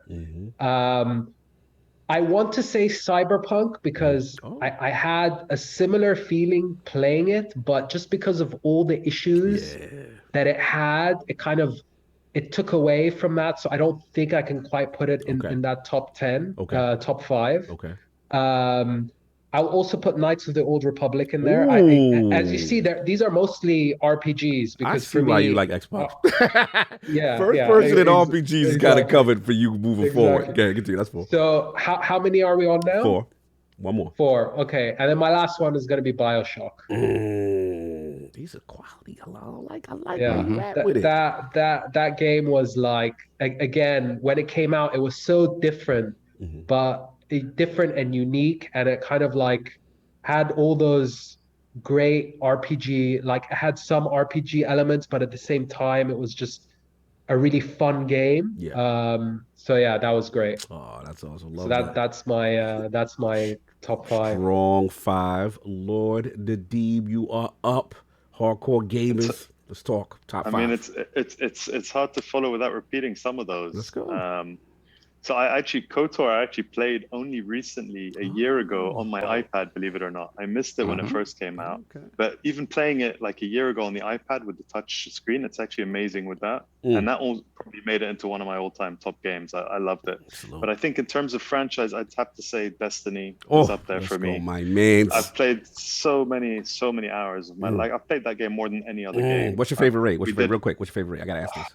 I mean, the first ones were the best, right? The Vault of Glass was the best. My man. And, you know, and they got like at the last, I missed 2 out of the last 3, I must admit. That's cool. Because we've stopped playing it because it's not the kind of game you can play on your own, right? At least not raiding. Yeah. And our group has just gotten so busy now with kids and everything. That it just doesn't work like before. Destiny. Destiny, I think I'd have to put Skyrim in there. Ooh. As something I sunk a lot of hours into. I really enjoyed the RPG elements of it. Yes. And then Red Alert for me, Command and Conquer, like that whole series, Generals, all of them, all the way up. Played all of those. I like that. And then I don't know if does Halo make it in there or not. Oh, does it? Oh, it's on the fence. I don't know. It's on the pin because like the first few were amazing, and then the last few weren't great, but then the last one was good. So I don't know. Okay. Maybe not. I think maybe I'd have to go Civilization instead. RTS. Okay. I really like Civilization. Attic is approving of your choices. Civilization isn't really technically an RTS. It's like a turn-based game. Yeah, it's turn-based, but it's amazing. I mean, what's great about it is it's the best game that's been optimized for the iPad I've ever played. Like, it's perfect on the iPad, better than anything else. Lord Nadeem is very mobile. Yeah. And I do most of my gaming. Exactly, I do most of my gaming on my iPad because a lot of the time, like if it's during the day and you're working and you just got like you want to do something while you're waiting for a call or something like that and you've got a bit of time, you just flip between the apps, right? So you go from your emails, you flip in, Civilization's open. I can't like turn on my Xbox and play when I'm like working at the same time, you know what I mean? got you. All right. So yeah, xCloud's gonna be why. loving you. So that's 4. Absolutely. One more. Yeah. Oh, is that 4? Oh, I No, need that was another one. five. Well, technically, he didn't put I think that Halo was on the five. list. I thought he put. No, You it was what did I miss? the first one. There was you didn't know if Destiny, he- Skyrim, Destiny? Cyberpunk. Oh no, he skipped. Red he Alert. skipped. Oh, He okay, skipped got Destiny. it. Command, I mean, he Command skipped, and he yeah, skipped yeah, the first one. yeah. My fault. Yeah, My fault. I'll go. I'm sure I'm forgetting something I love, but SimCity, I guess, would have to go in there. Ooh, classic. From Because back he put in the day. Knights Yeah. of the Republic, and No he said doubt. he was playing it on the. No. As a standalone game, yeah, one of the best I've played, I think. No doubt. Definitely. Final So, question. I don't know if that's. Go on. No, please do. I'm sorry. That'd be No, sorry. I don't know if that's 5 or 6 or 4, but it's a lot of games. No, you got They're all a good. tremendous list, brother. I love the diversity in the lineup. And I gotta ask the final question for both of you, Lord Hillal. I think I know the answer to this, but I'm still gonna ask. Favorite console of all time and why? OG Xbox, because it got me back into gaming. So I had done a lot of gaming as a young teenager on PC, but then I kind of like lost my love for gaming a bit. Like the Sega Dreamcast, I played it a bit, but mostly just with friends. Yeah. But I remember the OG Xbox, it brought me back to life when it comes to gaming. So, I mean, I think probably the 360 had the best game. When I think back on a generation of games, the 360 was like, that was it. I don't think there's been a generation like that in terms of all the great games. But my favorite console was the OG Xbox. Just the memories I have of the first Halo and like just playing it with all my friends and nothing beats those memories. So yeah, I'd have to go with OG Xbox. No, salute, very, very unique. I love it. Shout out to KSI. He definitely approves. He said, I love this man. OG Xbox, FD. He's like to customize. Okay, I see you. Lord Nadeem, where do you sit? Favorite console of all time and why? It's got to be the Mega Drive for me. Let's go. I think it was did you guys call it Genesis in the States, right? Yeah, so that one for me, But I I think had it the was Mega because it Drive. was like my most formative years of gaming were like, when I was like 10, 11, 12, 13, and it was just the games, there were just so many good games on it, and it was games like the first time that there were games that you could play with someone, like 2-player. Yes. Sitting next to you and a kind of age where I was like wanting to do that kind of competitive gaming, like, NBA Jam with your best friend, like on a couch. There's no beating that. And there were just so many good games like that to play. Absolutely. So yeah, it always hold a special place in my heart, the Mega Drive. No, bro, I'm glad you said that because I'm a huge, for us in the States, Genesis, that was my heart. That was when I saw the jump, right? And I saw the graphical fidelity, and then, like you said, such a plethora of game, the co-op, the couch gaming, the second controller with the friends, even the pack-in at the time was Altered Beast, which actually you had 2-player stuff. I remember the Golden Axes, the Streets of Rage, the list goes on. Golden Axe was so good. Oh, so good, so good. Tremendous, man. Love my joint was Castlevania Bloodlines. Oh, yeah. Oh, yeah. Classic. No doubt. An absolute pleasure to have the Lords of the Valari in the realm. Tell the 5 people where they could find you, what you got going on, and about this amazing product before you head out. So all our socials are just the Valari. So at the Valari, you can find us on Twitter, on Instagram, on TikTok, although our TikTok is severely lacking. We need to work on our TikTok game. Soon find us on TikTok. Yeah. Soon we're gonna work better on our TikTok game. But yeah, that's us. The website, thevalari.com. We have a great Black Friday sale on at the moment. So you get 20% off for if you order 2 pillows and free shipping in the US. So yeah, that's the Valari. It's been an honor being here. The first of many podcasts, we hope. This is our first podcast. So it's an honor for it to be with the Lords, the best podcast. So thank you. Really happy to have been here, guys. And thanks for having us. Absolutely. Yeah, likewise. Thank you so much, guys. I was not gonna miss today. Yeah, Nadeem, I really appreciate, and I just love the fact, let's be honest, King. Like sometimes you get problems. You can tell like the people are not gamers. You know what I'm saying? Yeah. And it's like I love when it's our brethren. You know what I'm saying? When it's people who come from the culture that truly play these games, and it was really humbling to hear. You guys said that hey, you listened to us for a long time, and like I said, looking to do great things together. And I'm again super supportive of the product, huge fans. We're gonna watch your journey, continue to chart, and make sure, like I said, if you're interested, you hear anything, so you go follow the socials. We put the information out there. Go check them out. And again, if you're looking for that exclusive, Go get those deals right now. That Remember, right now. Also, you buy. It's not a problem if you don't like it. Send it right back. Send it right back. 20% off. And then also, exactly. real quickly, Hillal Nadeem, because the Lords, we have a lot of EU Lords. Yes. A lot of they ask and they say, man, yeah, when's it coming? I know. They're DMing. When's it coming? DMing. They're like ready. They ready. I have to respond to one more. It's coming. Don't worry. We're well aware of our UK and our EU customers who really want their pillows. Yes. We are actually probably in early January going to open up shipping from the US because a few people have asked us, even though it's expensive, they want to be able to get it. We don't stock right now in the UK and EU, but if you want to order one and you don't want to wait till we do stock, so we're planning on stocking probably around the beginning of Q2 next year. End of spring, beginning of summer, we expect to have stock in the UK and EU. No doubt. So if you wait till then shipping will be either free or a very small amount. Nice. But for those of you who don't want to wait, like we had a customer from Germany yesterday who was like, I don't want to wait. I'll pay the $40 or whatever it is. Just get it to me now. Get it down. Let's get that Valari if there down. are others like that, let us know. We'll get you a pillow. No doubt. No doubt. We put the information on the website. Go check that out for our international lords who just can't wait. They just, they need the pillow now. An absolute pleasure, brothers. Thank you so much. Enjoy your day. Respect the time difference. And again, we will be talking. We'll be seeing you guys at a couple of functions in real life. For sure. Oh, yes. I can't wait. For sure. We'll definitely meet up at the next PAX. Oh, yeah. PAX East is going down. It's going down. Have ourselves a nice fat steak and some wine. Oh, for sure. Oh, for sure. We're going to be talking some Sega stories, and I definitely got to talk some gaming with you a lot, too, as well. Looking forward to it, brothers. Enjoy your day. Have a good one. Cool. Again, thevalari.com. Salute, brothers. Thank you. Yeah, sorry for missing a lot of the show.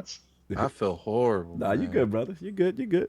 No doubt. Sav, you want to get the super chat before you head out? Yes, sir. So we didn't have too many. We got the one that you read from Galveston, the $10 super chat, no doubt. And then before then, we just got not Jack, $2 super chat.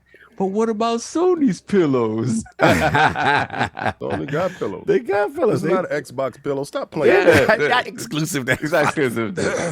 Yeah, so I'm heading out. My apologies. I got a little bit of a respite because Lady Sa was not ready yet. So she is now. A few minutes. Okay, brother. So enjoy. Please feel good. Try to get some rest. I love you, bro. Please. No doubt. I'll see you guys next week. No doubt. No doubt. We're gonna keep it pushing.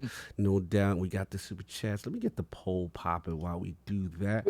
Last week's poll results are in, and the people have spoken. With Phil Spencer's latest interview stating the importance of Microsoft's overall gaming business, which of these do you think is most important to Xbox's long-term success? The winner of our four-way ILP poll with 48% of the vote and over 1,500 votes. This is a very engaged poll. Tallied up was the Messy Lords. I don't care. All that sound nice, but y'all better have my AAA bangers group. Coming in at second place with 28% of the vote was Develop the Xbox Mobile Storefront Group. In third place with 14% of the vote was PC Game Pass Growth Group. And in last place at 9% of the vote was the most powerful console hardware group. Lord Attic, The Realm agrees with you. They don't want to hear nothing about strategies. Where these baggers at? He's big time muted. Sorry, I'm trying not to cough in the mic. No, you good. I think that's just where everyone is. Like, I give Microsoft the benefit of the doubt because I do feel like they're in a better place than they were last generation. but until you actually see the results of their fruit, then it's just like I ain't trying to hear no more updates. I ain't trying to hear no anything like that. It's like I want to see why you ain't had a game of the year up there for the past couple years. Like until you show me that results, like at this point, it's just like, you know, I can't hear another year. This is the best year of gaming. I gotta see. No doubt. Shout out to Killantis. Lords, welcome to the realm. No doubt. And of course, my man coming through the side edge, through the VIP lounge, because he already got that ILP intro. He already got the royal treatment. So now he can come through like the mob kitchen in the back. You know what I'm saying? It's family. You know what I'm saying? King Asante, what's going on, brother? How you doing? This is great to be on. What's going on, gentlemen? It is good to be on a Sunday. This is awesome to be here. Thank you so much for the invite. This is awesome. Good to have you, brother. Good for holding us down. You already know. Great show yesterday, by the way. Yes. Thank you, sir. Thank you, sir. I'm a lurker. I lurk. No doubt. No doubt. We appreciate your lurking, sir. We appreciate. Maybe one day we'll have you coming officially up in there. You know? Yeah, for sure. In official capacity. Yeah. Awesome. Appreciate that. I got to make my rounds too. You know? I was sick as a dog, but I was like, I'm lurking though. No doubt. Let me get a couple switch up before we get to the next big one. Hargeet. Oh, actually, Kalata, welcome to the brands. But then Hargeet Shadim, my man, $5 super chat. Gotham Knights Cold, y'all. Oh, he's blessing the realm right now. He got that Gotham Knights Cold. He's got that. That was one I would have stole, bro. Yeah, you know what's funny? Hargeet, man, I would have needed that. Yeah, nah, you got to go to the realm. You got to go to the realm. You got to go to the realm. Salute. He got that new Tales of the Borderlands. Salute, brother. Thank you so much. The way you always give back to the community. Like, truly, we don't give you your flowers, man. You really always support this community. Much love. And, of course, Pragmatic Eagle with the $10 super chat. ILP is unrivaled in game talk, in interviews, guests, gaming events, live content, merch, review, etc. ILP is the top of the top. Love y'all. One continued success. Man. So say we all. Here. Thank you, but it really means a lot. You know, to see y'all up in here, regardless, man. It really means a lot to us. Thank you so much. And we gonna get into some topics, some stuff going on. King, I'm gonna set you up, man, because thank you, bro. This is you, man. This is big. It's a big one. We got some things to read. Microsoft in the news again, and the ever-born saga that is the ActivisionBlizzard king, man. So it appears that Microsoft says it offered Sony a 10-year deal to keep Call of Duty on PlayStation per VideoGameChronicle.com. Xbox told the New York Times that it had offered a 10-year deal to Sony on November 11th. Sony has since declined to comment on this claim. Microsoft has now accused Sony of misleading regulators, stating that Sony has overstated the importance of Call of Duty to its viability. PlayStation boss Jim Ryan has since responded, stating that it's not true that Sony has misled regulators. Microsoft is a tech giant with a long history of dominating industries, and it is highly likely that the choices gamers have today will disappear if the deal goes ahead. Then we had the political news bombshell that dropped later that week. The FTCs look likely to file an antitrust lawsuit to block Microsoft's $69 billion takeover of video game giant ActivisionBlizzard, makers of the hit games Call of Duty and Candy Crush, according to 3 people with knowledge of the matter. King, you had jumped on this topic the minute it was quickly and easily. Yeah, I got up in there. You got up in there, man. I said, hey, now. What you said? I saw your messages you sent me. Oh man, I saw it on the 7th, and I left you on red. And then you went out there and you started talking to the people. I thought they was about not snitching. Not snitching. You ratted me out, man. What we doing? The 11th, and I said, you know what? I need to come out and talk. It's inadequate. It's absolutely inadequate. Why is 10 years inadequate for you, Lord? Because they know after that 10 years I'm dead. Why are you dead? Why can't you survive after 10 years of Call of Duty? Buck up on me. Oh, don't man. you buck up on me, man. There's absolutely no way in hell I'm gonna go for no 10 year. I want it for life. You want it in perpetuity, Buck? But let me tell you something. I don't even want it. What I just want to do is block them. I just want to stop them. You just want to stop? I'm bucking up all over them. Buck, I will say you're doing a fantastic job because you actually might cancel this thing. Yeah, I'm get the FTC to just put a non-compete clause up in there. So wait, hold on, Buck. Like your whole goal is no matter what the cost, that you have to have Call of Duty forever. No, I don't want Call of. I don't want any. I want this deal stopped. Why? Why do you need to stop in its perpetuity? I do not want this deal to go through in any shape, form, or fashion. Do you understand what this means Buck, to me? Can you explain to me, Buck, why this deal needs to be stopped? Is there any particular reason, or what's going on? I won't be able to market that bad boy as mine. I won't be able to fool and bamboozle the crowd. I hear a lot of the crowd, Buck, say, just go out and make your own. Why don't you just do that? Did you see what happened to Battlefield? That was you that put the Battlefield business out. You think I'm going to put SOCOM out there to get slaughtered? I don't care how bad y'all say y'all want it. Y'all don't buy games. You're not enough. So are you implying that there is nothing that Sony can make that anyone can do can compete with Call of Duty, and thus you must block this deal? No, I don't want the deal to go through at all. Okay. I want them to fall to the floor and look around and say, we got to scramble. You say you're a squabble, well then go squabble. You bucked up on me. And I told you, I put my money in the right places. You got your money with the EU and certain regulators. Yeah, FTC. Just out of curiosity, FTC. Hey, FTC, you know me.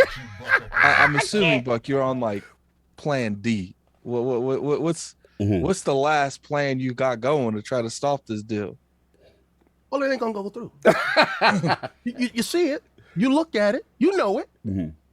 They're talking about concessions. I don't want no concessions. So there's no concession. I don't want anything. I want it dead. I want it DOA. Is that the only concession you want? Is done? Yes. Oh man, not like this. I don't want this deal to go through at all in any shape, form, or fashion. And then I want us to go right back to where we're gonna be.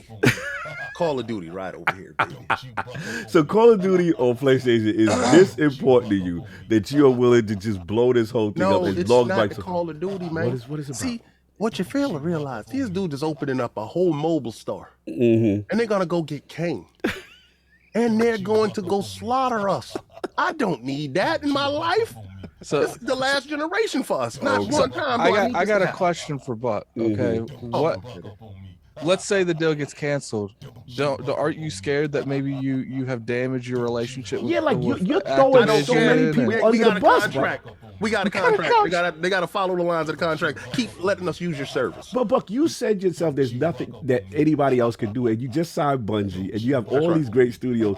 Nothing anyone else can do can match the sheer magnitude. Bungie hasn't made nothing like that. That's why I would let them go for the streets. Bungie for the streets. Oh, she's for the street. Okay, I got you. I see what we doing. Yeah, no. But again, I would like y'all to know, no matter what deal they put across that table, I'm gonna say no. Shout out to you for blocking and put your money where it need to go. No doubt. Well, you've heard it here from Buck. His intentions are clear. Sony brass that it's all about blocking the deal, and no matter what the cost. We got two amazing guests for us again. Let's shout out to the awesome, the Ashen Luca on camera debut. I don't know how I made it through that. I don't know how I made it through that without coughing and dying. Nah, you good, bro. I appreciate that Buck came through for us. But sis, how you doing? Hi, can you guys hear me? Yeah, turn yourself up a little bit. Turn yourself up just a little bit. Man, I don't know how Zoom works. Oh, there you go. Yeah, there you go. Now you sound all right. Hi. Hey, hi. What's going on? What's going on? We talking that talk. There's games going on, deals getting blocked and stuff like that. Where do you sit on all this of a potential, Call of Duty? The statement that it was potentially offered for 10 years, and maybe that Sony declined to comment. So potentially maybe that they did not agree to that, concession, so to speak. Listen, we all know that Jim Ryan, one of my favorite liars in this industry. Of course, they wouldn't be in King love that. It makes sense. Like, after everything that's come out with Jim even coming through the complaint about it in the first place, I'm not really surprised. Like, at the end of the day, they want Call of Duty on PlayStation forever. Like, there's no deals to be made. They're like, no. This when people think of Call of Duty, they think of PlayStation, at least at this point after the PS4 generation. You know what I'm saying? So I'm not really surprised, honestly speaking. And their little nasty little XP booster over there. You know what I'm saying? I was like, hello. Because I just started playing COD. I'm on the box, obviously, right? And I'm just like looking through what they get over on PlayStation. I'm just like, God. Okay. All right. I mean, listen. Wait, hold on. Like Luca, are you implying that they have exclusive practices? Yes. It's not. There's no implication. I'm saying it flat out. Okay. Like the audacity, the nerve. We just want to protect the consumer. They want to protect their consumers. Specifically, which I mean, I get it. Big business, I understand. But what about everybody else, huh? What about everyone else? Like, I just listen. At the end of the day, Luca, you think they care about their consumers? No, I think it's more of a. They care about taking money from their consumers. Thank you. It's about this this front. You know what I'm saying? Because like everything that's come out of their mouths, I'm just like, man, that does not make any sense. Doesn't make any sense whatsoever. Especially like things like this. I'm over here getting the Callisto Protocol, you know, and then I see that they have I think they have like an exclusive skin or something over there. Yeah, they're doing death animations, right? Okay, I think they're always doing something over there. I don't know. They got an exclusive mission in Harry Potter. Like, it's like I said that they're signing these deals. And scheduling these appointments to talk about we don't want exclusivity at the same time. Like they're bashing Microsoft on Twitter with one hand, and the other hand they signing deals, getting exclusive content their own platform. Like I'll let Luca finish before I get K in here. So pretty much your thought process is you feel kind of hypocritical what they do. I mean, I absolutely think it's hypocritical. I'm not really surprised though. It is like, I don't think much of big business in general, you know what I'm saying? So it's just, it is what it is. I would be interested to see if they would, I just can't imagine that Microsoft would start the process on this deal in the first place if they didn't think it was going to go through. You know, if they didn't have their lawyers set up like, okay, we know that there's going to be some nonsense there, but like, what's the likelihood of success for this? Oh, okay, we got it. All right, bet. You know, so I don't think they thought this level of snitching was going to be a prevalent. I actually have to agree. I don't think that Microsoft probably expected like this public outcry by multiple parties. Like, you know, it's a possibility they did, but you know, it's just like it's kind of crazy. I've never seen a company like belittle themselves so much just to try to cancel a deal. Like they don't care to save face. They don't care for nothing. Please don't take it from us, please. Oh God, please.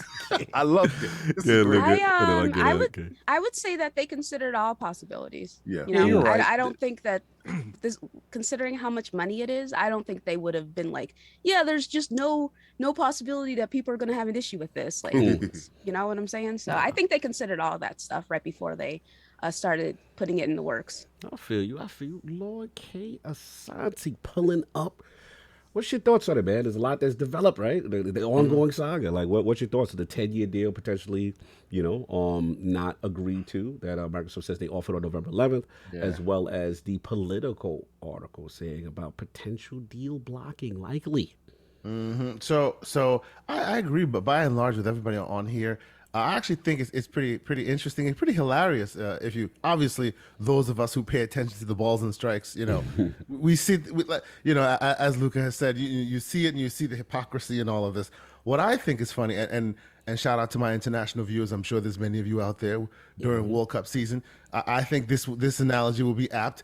If you're if you see the man down the field and let's say Ronaldo's down the field there, and he grabs a leg. He grabs a knee and he falls down and he's being dramatic.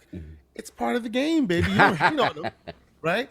But it's not up to him to determine whether or not that is the narrative that moves forward. It's up to the referees to actually have eyes that are open and stay open and go, yeah, get off your butt and keep moving, right? If he doesn't do that and he gives you the foul, you hate on him, but still, that's just the nature of the game. So to me, you know, Jim is out here being Jim Ryan. You know, at this point, not only has he grabbed the knee, they got crutches going, they're doing the whole thing, right? That's what they're doing here. Is it hilarious? Obviously, we see that it's hilarious. They literally documented everything they've been doing to the others for 30 years and said, please don't let them do that to us. Hilarious. We see that. But if they get away with it, the question shouldn't be, oh, lion, snitch, and dance moves Ryan. It should be, where did the eyes go with the referees? Like, what's going on here? You know what I'm saying? That's where I'm at with it. To me, it's interesting that they're able to weaponize these regulatory bodies seemingly, because and Everborn always tells me to always preface my statement with seemingly. Seemingly, I was about that. Nordcast, are you implying that the CMA is parroting some of? It's not seemingly if they got PlayStations to say my PlayStation. It's not seemingly if you said, I want to preserve my PlayStation. You see mortality in your future. Are you both implying that the CMA is influenced or are parroting the exact concerns of Sony? Well, so far where we are going down the line, and let's be fair, right? Because if you do some viewing through the CMA's Twitter feed, there is a history of, they're getting hot. Oh, it's gonna be crazy. Oh, nothing to see here. All is well. Move forward. Like they've done that on a few occasions, right? So we are on that trajectory. We just don't know where we will land. So we will crystallize our thoughts once we get that final statement. But it's seeming like it's heading in certain directions, which seems very interesting to me because obviously anyone who pays a cursory glance at the situation, you pay attention for just a little bit, you see the hypocrisy left and right as it's being spilled onto the streets here all over the place, right? Now to the question of, did Microsoft expect all of this? Oh, I suspect they expected all of this, especially that last 10-year thing. It was like, well, we gave them a deal. No, we gave them 5 years. Oh, and every line, right, at every step, as soon as he does it, you got Jim coming out here going, nah, man, that ain't right. That's just unacceptable, right? Then you got a little further, and there's more dashing of the statements, and then they drop that 10 years on the statement on the table, right? And there's just nothing. It's quiet, right? Because at this point, if you really think about it, they have nothing to lose and everything to gain. So if they take that 10 years immediately, okay, the problem's solved because they were the only ones complaining, clearly, right? If they say it's unacceptable, that means then everyone can look at you and go, 10 years, bro? Really? Right? So they can wait right now until the dust settles and see where all the chips fall because it seems like it's heading in their direction. And right at that last minute, when they think they ain't got much else to go, they go, well, that 10 years, we didn't really say much about that, right? They can take it later, right? So to me, it's very strategic on both sides of the house. And Microsoft is like, oh, COD is your issue? Yeah, pay attention to COD. They had 10 years on the docket from day one. Keep paying it. Oh, King got nothing to do with that. No, COD. You know what I'm saying? Like, they both have very strategic aims here. Right. And at the end of the day, I'm sure PlayStation will go feeling fat cat saying, hey, we got 10 years out of them. And then Microsoft will go, yeah, we had them 10 years on the docket from day one, and they took it. And that's how it'll slide, I suspect. I like the thought process. I want to push back. I want to challenge all of you. Yes. And I know where you go if I say, and I love the logic is sound. The logic is very sound. What I want to push back is, what do you say to maybe the potential mindset of like what King was saying, like how Buck was here talking about, want to block it at all costs. That 10 years is not the end game. The end game is the status quo. Absolutely block it completely. Okay. Yes. So I agree with that because I don't think they came in with that power. But after all the tea has been spilled and all the conversations we see in the tea all in the street. Right? We see that at first it was, let's see how much blood we can draw. Now it's, we have the whole game to win. So 10 years? What is 10 years? But they didn't come out. What makes me think that is the chicken that they're playing with their competitor. They didn't come out outright like they've done before and go, 10 years? Get out of here with that. Right. They were mum's the word. Right. So at the end, if 10 years is all we can get, I guess that's good, right? But as of right now, the wind is at our back. The CMA is speaking using our words. Let's see how far we can go with this thing before we, concede to 10 years. That's what it seems like to me. Okay, now I hear where you're going, Lord Addict, man. 10 years on the table, potentially not enough. Declining comment, Politico putting out statements likely to get blocked. What do you think? Jim Ryan needs a raise. Oh, he out here, he moving in these streets. That dude is like walking with the machine, keep throwing wrenches. Sabotage. And he's trying to throw the biggest wrench, but he's like it's a little heavy. Woo. So, you know, it is what it is. I do think the deal probably most likely is still going to go through. But I would be very interested if like the moves of one company dethrows $1 billion deal like this. Like, it would be kind of crazy. Dude, all we gonna have to respect, Luke, all we gonna have to respect Jim Ryan's head if the blocking go down. Listen, you know, at the end of the day, if as long as he gets the job done, I guess. But the crying thing about I don't know. I'm not gonna respect feeling that. it. Why you not feeling it? No. Absolutely not. He could come through with a little bit more dignity, but I guess, you know, when you have that kind of money, you're just flies out the window. I'm not sure, you know what I'm saying? So. But look, ain't no morals in this. It's business. He trying to get the stakeholders. We gotta shut it down. We need this money. 30%. What's up? She like, I ain't feeling that. I mean, would I be like, wow, that's impressive that you were able to get it, like you were part of the factor? Yeah, absolutely. Okay. But that doesn't mean anything. I'm just gonna be looking at him like, well, Jim crying, lying, Ryan. You know what I'm saying? Like, it is what it is, man. Don't forget the dance moves. Come on, I like that dance move. It's like, and when you're playing Halo and they spawn the rocket launcher in the middle of the screen, and you like, oh, we got to get that rocket launcher because you know once you get that rocket launcher, it's obliteration. Like, don't get that rocket launcher. It's very true. I am very interested if Microsoft has had conversations on what happens if it gets blocked. Right, like, that's the question. Do they reinvest that money, like, or you know, maybe they cool down on the buying stuff because that's a lot of money they lost from trying to buy that. I'm curious on what their mindset is on the contingency plans because, you know, I'm not going to say that, but it's. I feel like from a Sony fanboy. What I've been hearing, what you hearing?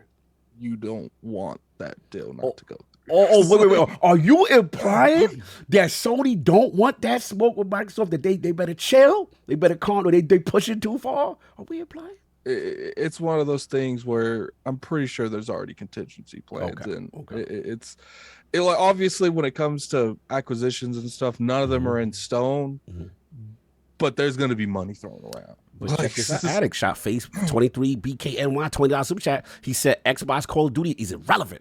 Also, Xbox our games ain't as good as PlayStation. So that's what he said. Yeah, Call of Duty sells more than all those combined though. So like, yeah, and that deal don't go through.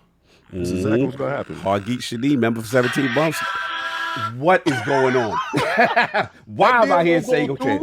That deal don't go through. Sega get purchased, Square get purchased. So hold on. So are you implying, King, it's a scorched earth philosophy? If the deal get blocked, don't let them block it because they gonna go crazy? You stop this wedding. You stop this wedding. You stand up and said, I got objections, you know, to this wedding. She was mine first. All that crap that you want to say. You stop this wedding. See what they're gonna do because it's the large cash that is bringing the eyes. See, nobody cared when you brought Bungie for 3-point-something billion, right? Nobody cared, right? They was like, oh yeah, let that happen. That's chump change. $70 billion. People looked over like, I ain't know they had that much bread to spread like that. What's up? So they won't look at it, right? They pocket watching at that point. They pocket watching like crazy. Okay. But I'm gonna tell you right now, that 70 billion turns into a bunch of little 3 billions all over the place, and that's when you single-handedly, you know how you cut off your nose to spite your face? My mama always told me that. Okay. Don't cut off your nose to spite your face. That dude gave you a good deal. He told you for as long as you're around. Now, you ain't going to be the CEO of that company that much longer anyway. So why are you worrying about it? But I understand. You want to make sure your golden parachute is good for later. 30% just for having Call of Duty exist on the platform. It's over. This deal don't go through, it's going to be over. It goes through, it's going to be over. I am get at it. I am kind of curious if it doesn't go through. Does out of spite, the moment that Call of Duty deal is over, they just proactively offer the marketing to Microsoft, like because obviously I do think there is a point of money contingency on that, but it's just like, if the board truly wants that deal to go through, and everyone on Activision and Blizzard and King wants that deal to go through, do you hand the marketing to the people who's cost you $83 billion in the next deal? I got another question to follow up to y'all. I like where you're going. You're gonna like the poll today. So my question to you, Addict, is, and let's just say Sony pushes it and they're in the regulator's ear, and the regulator says, okay, look, but you get one concession. And if we get this one concession, Microsoft will get what they want and you'll get what you want. Let's say Sony's concession is, okay, you got to not only have it on Game Pass, it got to be in PlayStation Plus, or it can't be in Game Pass. Then we cool with the deal. You take it out of Game Pass, King, you can have... Who are you to tell me what to do with my $70 billion? Nobody cared what you did with Bungie. Who the hell are you to tell me what to do with my food once I buy it? If I choose not to give it to you, I don't choose to give it to you. But I brought a bag of potato chips and I choose not to share. You ain't getting none. But you bought Walmart. You bought the whole Walmart. Yo, I'm just so sick and tired of these dudes begging and crying. He gave you 10 years, man. Hold that 10 years and go away. That's all. It's just, it gets to the point right now. And then you got these stupid dudes in my DMs and all over Twitter. See, King, this is what we do, King. You snitch. That's all you do. And it would be so much more epic if we could see his face. You got me. You snitch.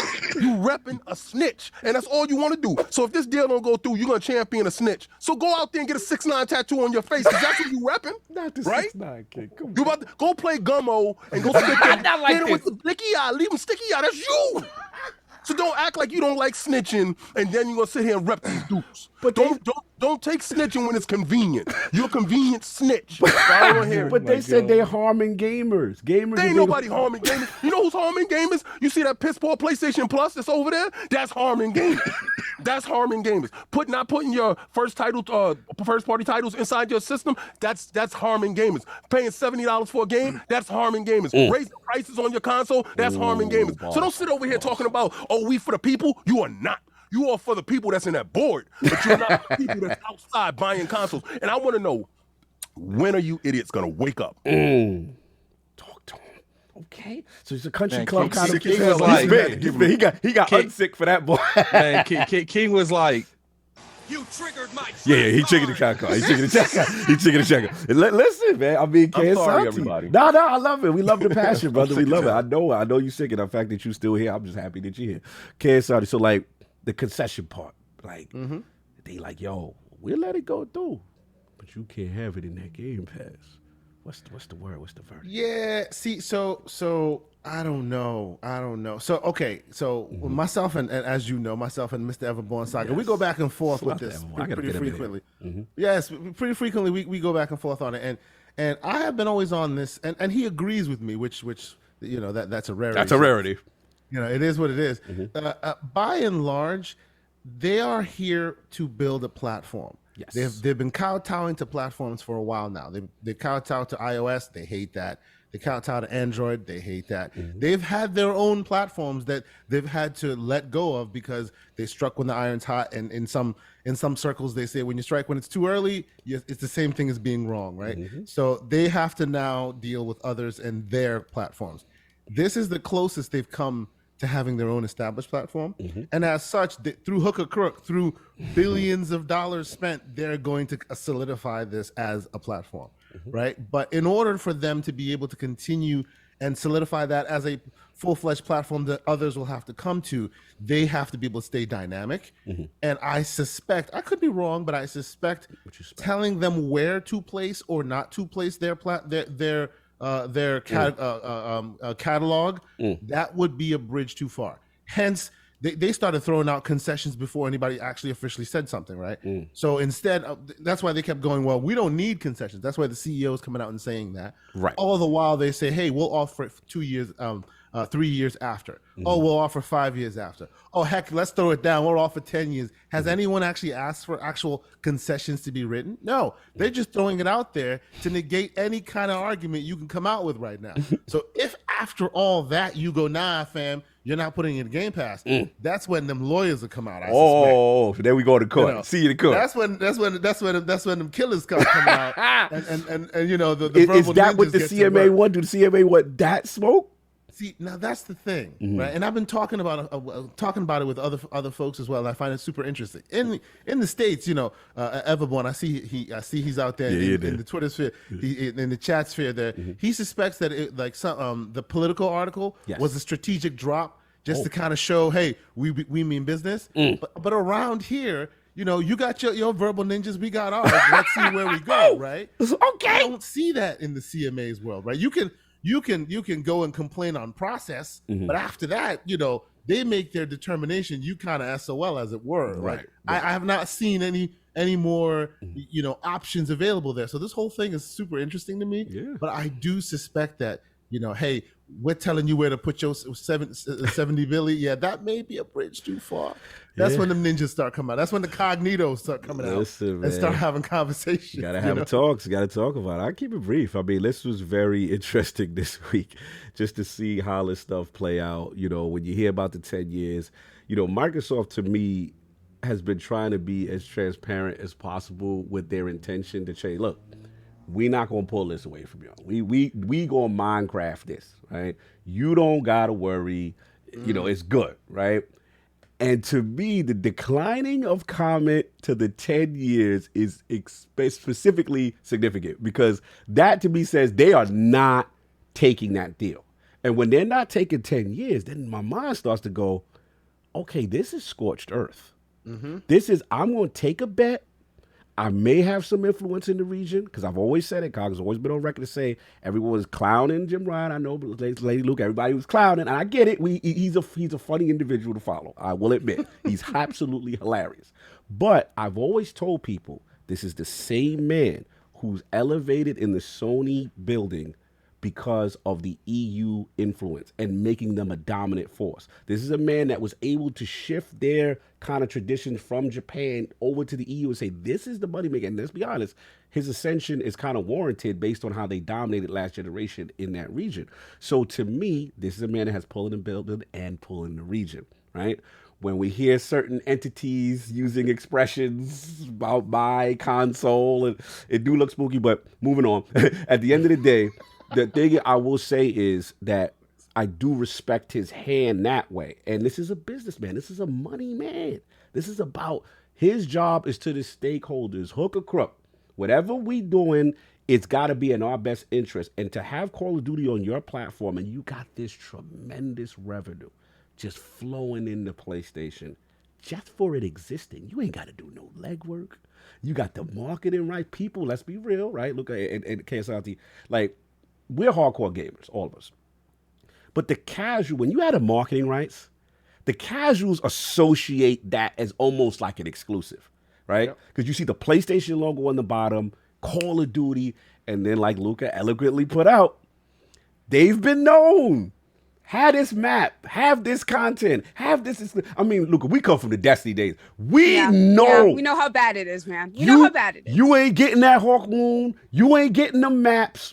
Oh, but Destiny 2 come out? Okay, now you can have Bills die every day, B. I feel that. So they've been known to play this game with that. So that's the hypocrisy part. I have to give y'all that. That is literally their entire business model is set I on love his dance moves. I love you gotta respect it though. Billie Jean it, how he's able to put a little bit of James Brown on it. King, you know what's gangster? You gotta respect the hustle. You gotta respect it, because clearly, no disrespect, that region isn't as versed in game. The fact that we hear Phil got to go over there and bring a Switch, a PlayStation, an Xbox, and show them how the dynamics of the games. PlayStation that's PlayStation's region, right? So if you're on their home turf, of course you're going to get the most opposition on their home turf, right? So we expected this to happen, but what we didn't expect, and let's keep it a buck. Let's go. We didn't expect this dude to lose all dignity when it came to the situation, like really, like. And I'm just saying it to say this. I know that's like kind of rough and harsh.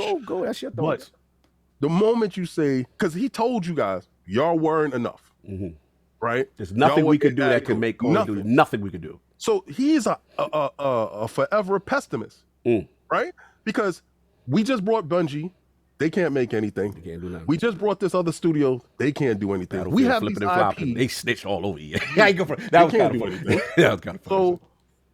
So I didn't expect this. Yeah. Right. I really didn't expect this. But again, like y'all said, he doesn't play video games. So he doesn't care about his standing in the gaming community at all. But you know what, King? Something. King, may I interject just for a moment and say, why are you surprised why were you not expecting this? In every instance, right? In the PR game, it seems that Microsoft is always trying to be the mea culpa to the point where it got annoying, right? Yeah. But they have enjoyed, Sony has, and Jim specifically, has enjoyed that aggressive posture at all points. Even when it's out and out raw and everybody feels grimy about it, they go, yeah, we did it for our gamers. Right. They enjoy being dirty and having everyone see that they're being dirty.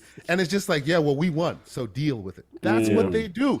So it's, and I always say this to everyone, both Microsoft and Sony keep training their consumers to expect certain things. You said grooming them?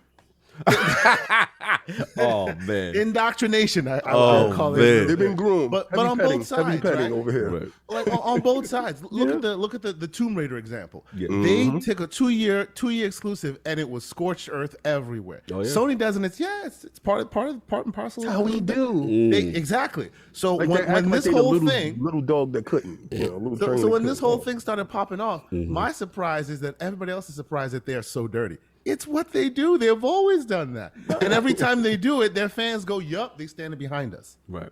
Yeah. Well, I mean, I think the interesting part, and again, this is for the CMA to decide, is, the obviously the influence that they're putting out there. And, is this illegal? Is this something that needs to be blocked? Or is it a situation we're going to block it for the intent of the concessions and what the concessions are? I think that's really what it comes down to.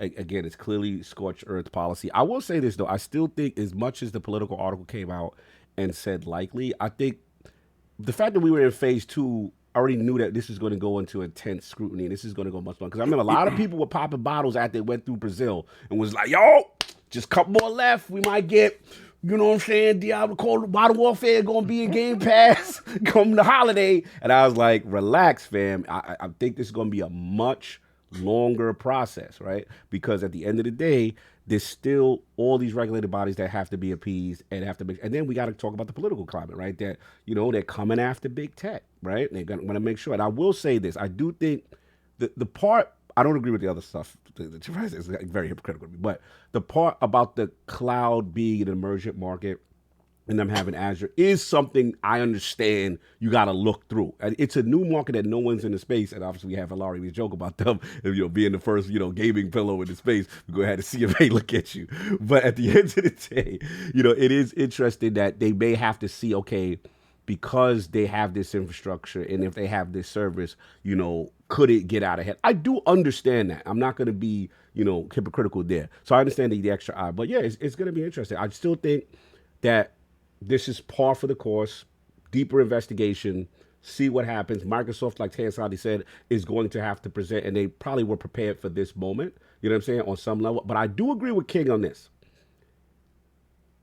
I understand that the game is the game, and it's dirty out here, but I have to admit, I am surprised at the level of intensity and the level of, Nintendo, they're trying to make us Nintendo. That don't mean anything. And PlayStation Plus, and we like the things that they're saying is very pointed to an audience that may not be as educated in the space.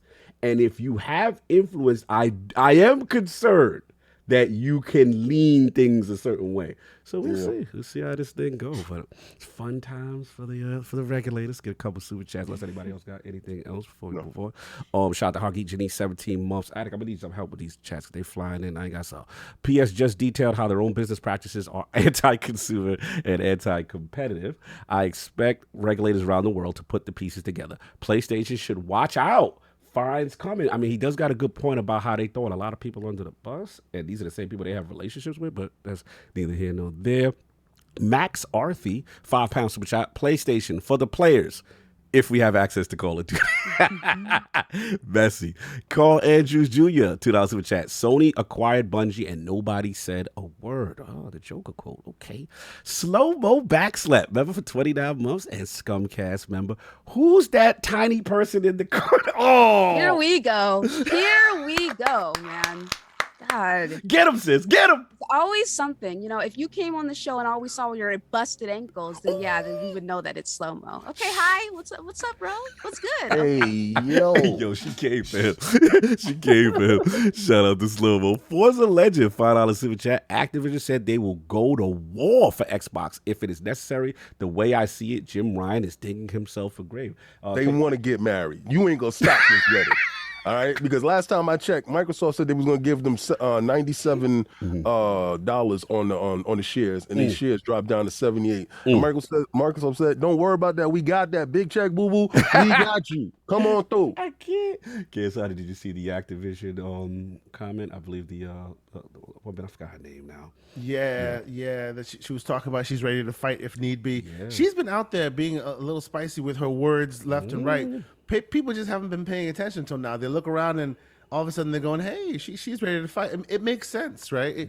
You know, it's all business, and we know ultimately it is all business. But it is very interesting the thought process of the scorched earth and how it will leave things. You know, in that thought process of okay, so you're successful at killing the deal. Not only will Jim Ryan be on the Mount Rushmore of snitches. And CEOs that need to be thought of. No, you did thought not. Of the scroll. Let me come on now. That would be a monumental Frank Lucas, 6ix9ine, Nicky Bonds. No, you didn't say this man gonna be on the Mount Rushmore of snitching. You know what I'm saying? Like, but it's an achievement to be known for sure. I mean, I gotta put time on KSI. This is complete. I can't. No, you hanging around King too much. All jokes aside, after that though, how is your relationship with this company that you've been working with for so many years, right? And to the point of like the 30%, I think it's even beyond the 30%, right? It is a status symbol that they will lose, right? By and large, they become reference designs. It's usually PlayStation first, and then everyone else. When that huge monster moves, and when it moves, it'll move permanently. Right. It's not one of those, you lost the deal this time. No, it's done. Right?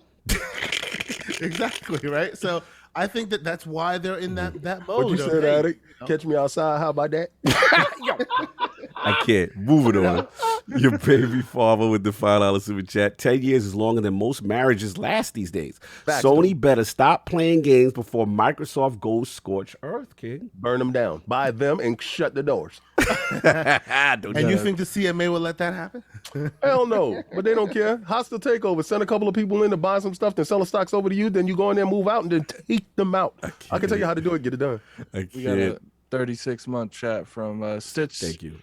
If the deal gets blocked, this is the time. I want Microsoft to be extra petty and invest that money to lock COD up for the next 10 years and get every other game and that makes money for dying Sony. It'd be crazy if a corporation does let that pettiness go on and they like hostile take over like Square Enix or something. That would be great. Yo, Addict, it's not pettiness. You costing them bread. Like you're really costing these dudes money. Like the board and everybody working there is about to get a bump up and go to a better working condition. So you're on the outside saying, we like how you work. We like the messiness that's going on over there. We like how is inequality and all this other stuff that's going on over there. And we don't want you to be able to pay mortgage. We want you to stay exactly how you are, giving us money, and that's it. And I think the bigger problem is that because you get people that's vindictive and evil, and they say, "Oh, he stopped this from happening." On God, we gotta see this $2 super chat from Sir X-Man. If deal falls, they buy Embracer, non-traded company. $5 super chat from Everborn Saga. If we end up getting Sega as a result of the ABK getting blocked, worth it. # the book of Everborn. # pre-Naga. Shout out to the book Everborn.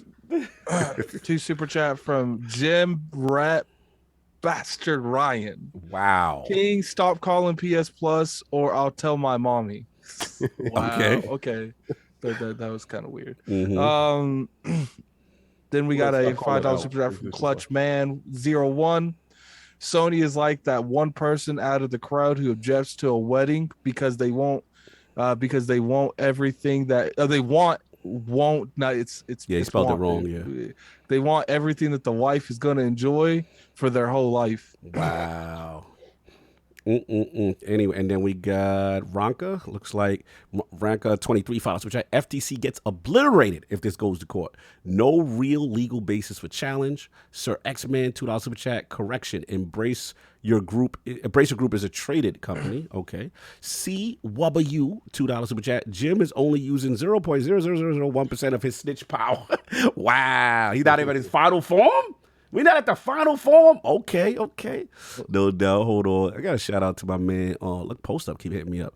The merger agreement says that the big three has to be approved for it to go through US, UK, UA. Other governing bodies are cool, but not that important. Okay. Some news, I guess, must be breaking. Shout out to Fun Circulation. Slow-mo, $2 super chat. That was low, Luca. Like your height. Get your mans. He's out of pocket right now. He said what he had to say. No doubt. Called Weeb, I believe, $5 super chat. They're lucky they're dealing with Phil and not Peter Moore. Peter Moore was ruthless. His money hats were insane. Peter Moore was in his bag crazy. But I think that they doing it. Phil's doing the right thing, though. I think actually his approach is probably better in this situation. Diplomatic. You know what you got. Handled it the right way. Plus, they got eyes on them too, the feds. I don't think we get to where we was at if there's Peter Moore. There's different hands for different jobs. I respect that. Yeah, Peter Moore got the 360 to This the greatest era ever, and made them superiorly, relevant in that category. So, no doubt. Cool. We got to move on. I want to respect Lady Luca's time if she's got one more topic, or she's got to go. I just want to respect her time before we move on. How you doing, sis? I'm good for now. Go Okay, ahead. cool. No doubt.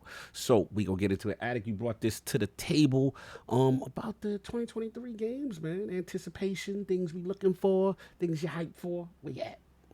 You just set it up because I only got it I got a battery on my voice. Nah, you good. Keep it simple. This was a fun one. 2023 is approaching, and we could approach it any way we want. We're gonna do kind of like our top 5 or top 3 most anticipated games coming into next year as the year is closing up now. Let's start with my sis, Lady Luca. Like, what you hyped for next year? What's some of them titles that you most anticipated? So I'm looking forward to Starfield. Obviously, I can't wait for that. I am a fan of Bethesda. Put like 200 hours in Fallout 4. I played through Skyrim. I'm looking forward to Starfield. I like the little that we've seen so far. I'm like, okay, this looks like peak Bethesda. I'm good with it. Like I'm good with going into it because of that. So looking forward to that. And then I am a huge fan of Dead Space. So I'm looking forward to that remake. I've wanted a Dead Space remake for years now. Like, don't get me wrong, I think the Dead Space franchise still holds up to this day. Like I can go back. I actually went back a few years ago and I played through the games again, and I had a blast doing so. So they're great, but just seeing what they've done with those visuals, I can't wait, man. Yeah. I can't wait for that. Looking fire. No doubt. Strong. I love it. Quick question before I pass on. Let's just say I'm going to talk to my Starfield Pete because I know you was gang with Starfield, so we on the same side here. I want to ask you, what would you feel if there's no performance mode on Starfield? I'm getting it on PC. She's like, that ain't got nothing to do with me. That's your problem. What? Performance mode? I don't know what that is. Oh, you don't know what that is? Okay. I'm getting it on PC. Yeah. Ooh, okay, sis. All right. She's like, look, those are problems I do not understand. Yeah, I don't know what that is. With her. If Starfield's not there, I will play that. Wait, no. Any game that comes out and doesn't have a performance mode, I'm getting the game on PC. Wait, hold on. I gotta come for my man. This is my brother from another mother, but he is frauding right now, and I gotta come for him. I'm not frauding. I said I don't support 30 frame games on console. It's not 30 frames on PC. And we going to PC now? That's what we doing. Yeah, I have no problem going to PC if it's for a game I'm passionate about. But Plague was not one of those games. Oh, so there's rules to this. Oh, okay. Okay, I'm learning a lot of things today. Okay.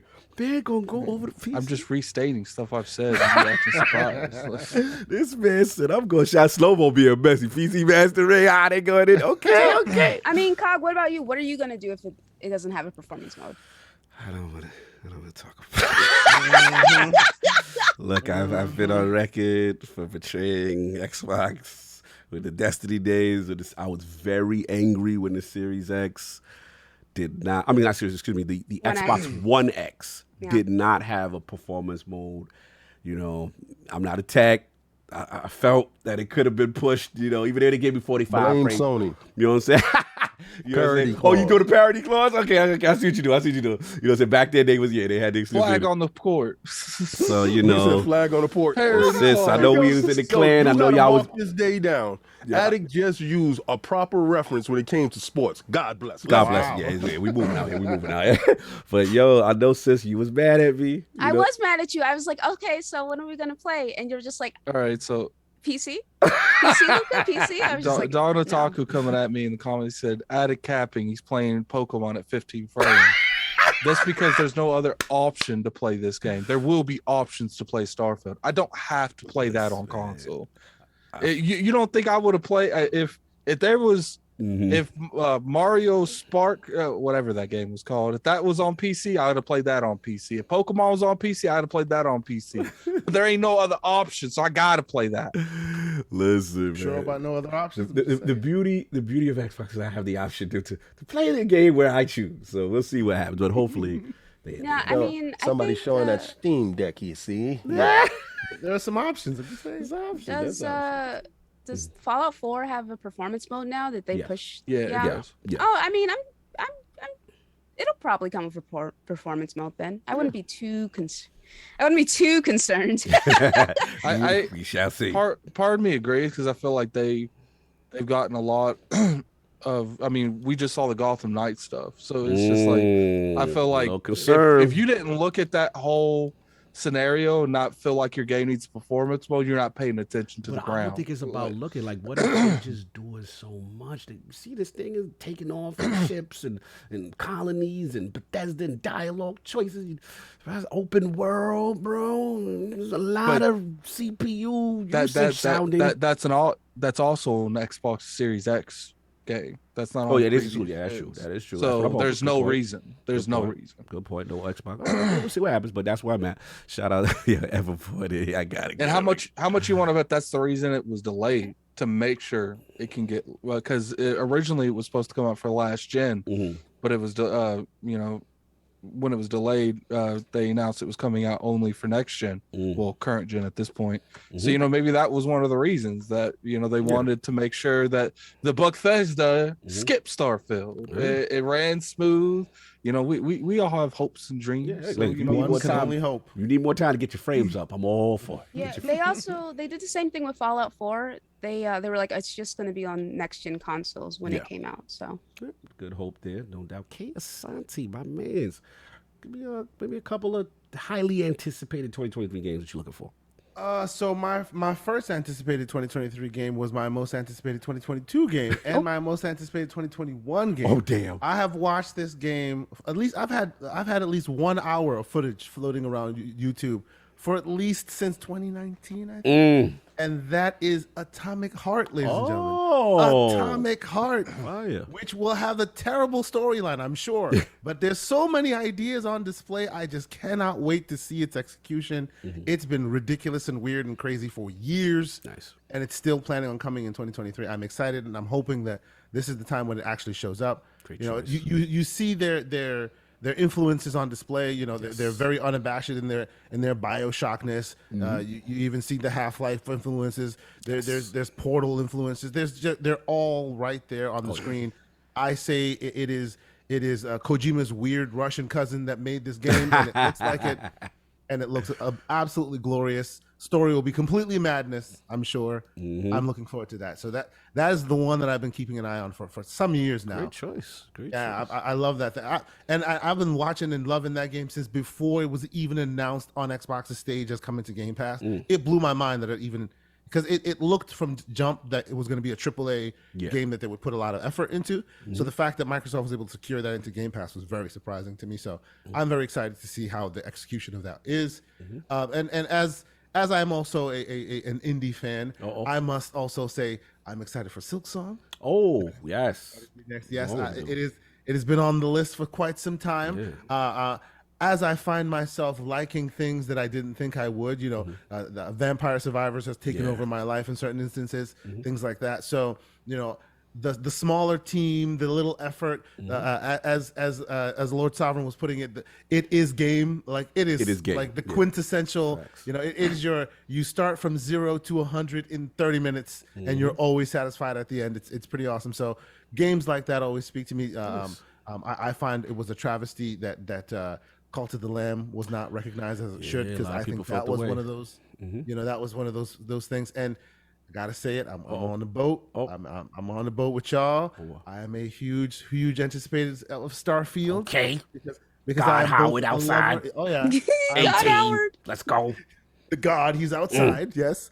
I'm Call's both the a only fan. person I've ever heard refer to him as God Howard in a while. Oh no! I stole it from Baker Pong VV. Soul, man. Pong Soul. Like he's out there. The God. God bless his name. You know when that brown leather jacket come on stage is on, so on site. It's over. Todd is always looking good. That's all I got to say about Are that. you in sis? Is he on the radar? What we doing? I'm just saying. What we You know what doing? I'm saying? 2 years Shout out ago to was him. Phil Spencer. You betrayed Phil? What's going on? He said, well, We're hello, all Todd. under the same umbrella. What do you mean? Oh, okay. There You you got go, more there you go. selection now. There you go. Get sis an executive. So, to me, it's like Skyrim mixed with No Man's Sky, and both are games I really enjoy. Yes. To this day, I think No Man's Sky started where it started, and it is Oh. a triumph of epic proportions. You play it in VR, it'll change your life. That thing is amazing. It's great. And just the game alone. And if you're telling me you give me a game with that much depth, and then I get out of my spaceship and I'm in Skyrim in space, oh yeah, I'm there. So those are those will keep me occupied for a good amount of 2023, and then the next Vampire Survivor or Tunic or Death's Door or whatever else pops in there that you didn't know was surprising. That's what I'm looking forward to right now. Love the choices, no doubt. Lord Addict, the picky one. What are you looking forward to? So it's the highly anticipated games for 2023. I think Starfield's definitely up there.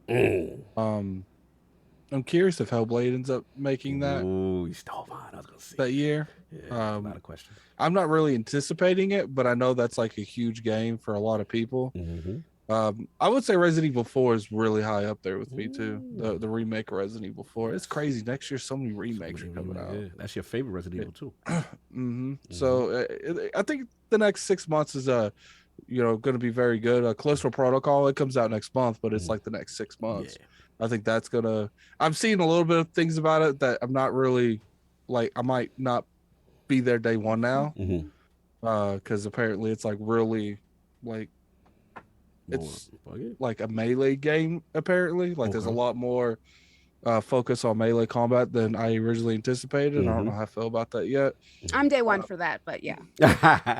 But it's not, because I wouldn't say this year was bad. I felt like this year was a decent, good year for games, but I do feel like it felt like some things were missing. Like it just, you maybe besides God of War and Elden Wait a Ring. second, you ain't get full off of that banger that they just sent you? You already empty stomached? Oh, buddy. Don't do that. Don't do that. Don't do the Ragnarok like that. I did beat it though, so. Oh, okay. Yeah, and I'm playing Vampire Survivor. My bad, I couldn't get off the good addictive game to get over to that DLC, but I'm gonna get to that DLC. We can't compare. I'm sorry. Ragnarok is amazing. Yeah, it's the amazing same thing. Regardless, more of some good steak is some good steak. Yeah, but I'm one of those people. If I keep getting that steak over and over again, I just lose taste for that restaurant. So you mean to tell me you only eat steak twice? What other experience like this? True. You just gonna eat it twice? That's all. The second time you're done. Shots. You talk about God of War. Every game is a third person over the shoulder shooter. Every game they got. Every game is a single player third person over the shoulder shooter. And every game is the same exact. When are you going? Yeah, you know they are the same. They all get 90s and above. Yeah, because they brainwash the crowd to keep liking the same thing. Why they brainwash the crowd? They groom the hell out of them. They're like, yo, take this. That's the best PlayStation 4 game out. I can't with him. I can't with him. I rest. Oh yeah, we gotta leave him alone. We gotta leave. Doing too much. The court rests their case. We leave him alone today. No, those are anecdotes. I don't got the energy to I got the energy for him today. Don't you buck up on him. Anyway, moving on. King, what is your most anticipated games of 2020? I'm very curious about. Hey guys, y'all see that buck up right there? Yeah, we see the buck. That's in our Teespring store right now. Go get that shirt. Go do that. Go do that. Yeah, go cop that. Right shout now. out to my man Graphic God. Yeah, shout out to Paul. Me and him went in the lab and we came back with this joint. It's crazy. It's crazy. It's hilarious. It's like it's so you. Hilarious. Mm-hmm.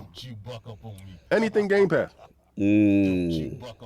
So I'm not gonna sit there and say start everything. So Game Pass as a game is the most. Game Pass is the platform. As a service is the most anticipated. Game Pass is the platform because everything I want is showing up there anyway.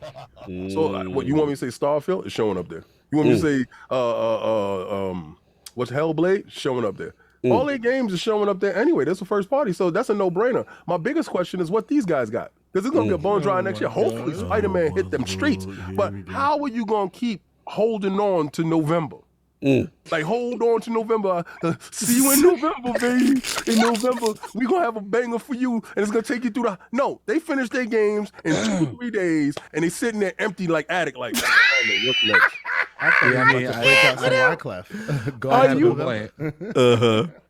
It's just if Spider-Man hit next year for them, my PlayStation can turn on. God bless. Use my PlayStation every day to watch TV, so you know. Oh no, I don't do that. It's inferior. Okay. It's inadequate. It's inadequate. It's inadequate. Oh man, here we go. The output is inadequate. Yeah, my TV looks at them like, stop that, turn that guy off. And he's so loud too. He a loud family member that comes over. Shut up, man. So damn loud. Messy, yo. I only want to hear him later sometimes. Anyway, so hopefully Spider-Man shows up, and I get a chance to turn on my PlayStation. But everything that comes out for Game Pass, everything that come out. No everything. One particular title. Not everything. I mean, I want to play Starfield. I want to play everything. You know, Game Pass is a cornucopia of different new titles that I don't know what's going to be fantastic. Right? So it's not like I have to worry about buying these games, because I would have never bought Vampire Saviors. I would have never brought it, right? I would have saw it out of like, whatever. And it's in Game Pass. I hit my download. It popped up. Let me jump inside and see. If it's whack, I uninstall it very quickly. It's nothing that I have to, worry about. So, and if it's dope, then it's dope. So there's a lot of games in there. I still got to play Pentiment. I still got to play all these games. So my Game Pass is really rocking. So. No, Rockin' robots. No doubt. We got the buck up on them right now. Put the link in there. Make sure you go get that. Don't you buck up on them. Right. Remember, send pictures. Yeah, make sure you get that when you're up in there. Yeah, for me, it's pretty simple. Kind of what says Starfield, man. That's speaking to me. Like that's I've been waiting for a long time. You talking sci-fi, you talking a little, Elder Scrolls, you're talking maybe a little bit of No Man's Sky, you talk about a little bit of Mass Effect with a crew, you know what I'm saying? You're talking spaceship, you're talking the Great Frontier, the factions, God tier dialogue choices and choice. Very ambitious title. And I like to see Bethesda outside doing something other than Elder Scrolls and Fallout to see what that looks like. And next gen only kind of excites me. Give them the time they need. I will be interested to see when it releases. It's because me and King have a big debate on that. He's not feeling it if it doesn't come in those the first 12 months. I think it's June. Coming in those first 12 months. That joint better get out here before June, or is it gonna be a problem out here? King wants to see that build. He wants to he wants the build to be shown. You said from this time to this time, this is what we can look forward to. Don't you buck up on me. Don't you buck up on me. Bill, don't you buck up on him. He want that game, and he tired of waiting. He done heard. I listen to everything you say without question. Show up. Show up. Okay, fair enough. And if that is the case, then to me, that would leave the holiday open. And if the holiday's open, This is why I go addict side.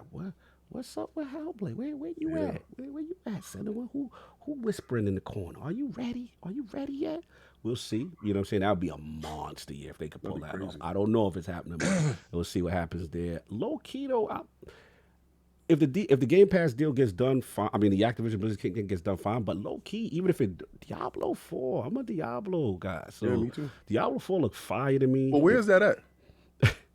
If the deal goes through, it'll be in Game Pass. They ain't putting that game out without that deal going through. We'll see. Yeah, they say sit on it. That game done good, nice. And it's done until the deal goes. Not happening. Rod is on the phone. You know what I'm saying? That's right. Mike Bar. Okay. So we see what's going on there. And then the other thing, I don't know if it's a 2023 game, but the fact they just announced it, I gotta see where my Tekken is at. What's going on with that Tekken 8? That's in Game Pass? No one announced nothing about no Game Pass. It's a multi-plat so far. It's coming to Xbox though. So yeah, Tekken, I got to see what's going on. And then my little in the corner Asante indie type joint is I'm a huge Suikoden fan. So the creator of Suikoden that makes Ayunin Chronicle, that the 108 stars. I grew up with that for the PlayStation. That's my joint. So he's the making the spiritual successor to it. I've been following it. That's in Game Pass actually, and huge. You remember Suikoden King? Remember? Yeah, of course. 108 stars, 1 and 2. Yeah. Yeah. So that Iron and Crime. So those are mine right there. But that's what I got. Let's get these super chats and move on. Unless anybody got anything else. Regulator 951 $5 super chat. Apparently, PlayStation fanboys don't care about the devs, knowing that they don't want the Activision devs to work in better conditions. So do they care? Okay, all right. No, they don't. Everborn Saga, $5 super chat. What's that 10-year deal? Sony might have COD longer than they have Bungie. Hashtag Book of X. Okay. Oh, Everborn. You know, it's funny because of Bungie's like past, he's not really 100% wrong. He may be on to something. Yeah, once they start going down, they might leave. We know the Bungie though. Yeah, Bungie will be out. Bungie got the VI. Bungie got the VIP escape ship that's on the side, you know, the one that they should have had on the Titanic. And they got that whole thing to themselves. They go on there with one person, they can fit 40 and they just leave.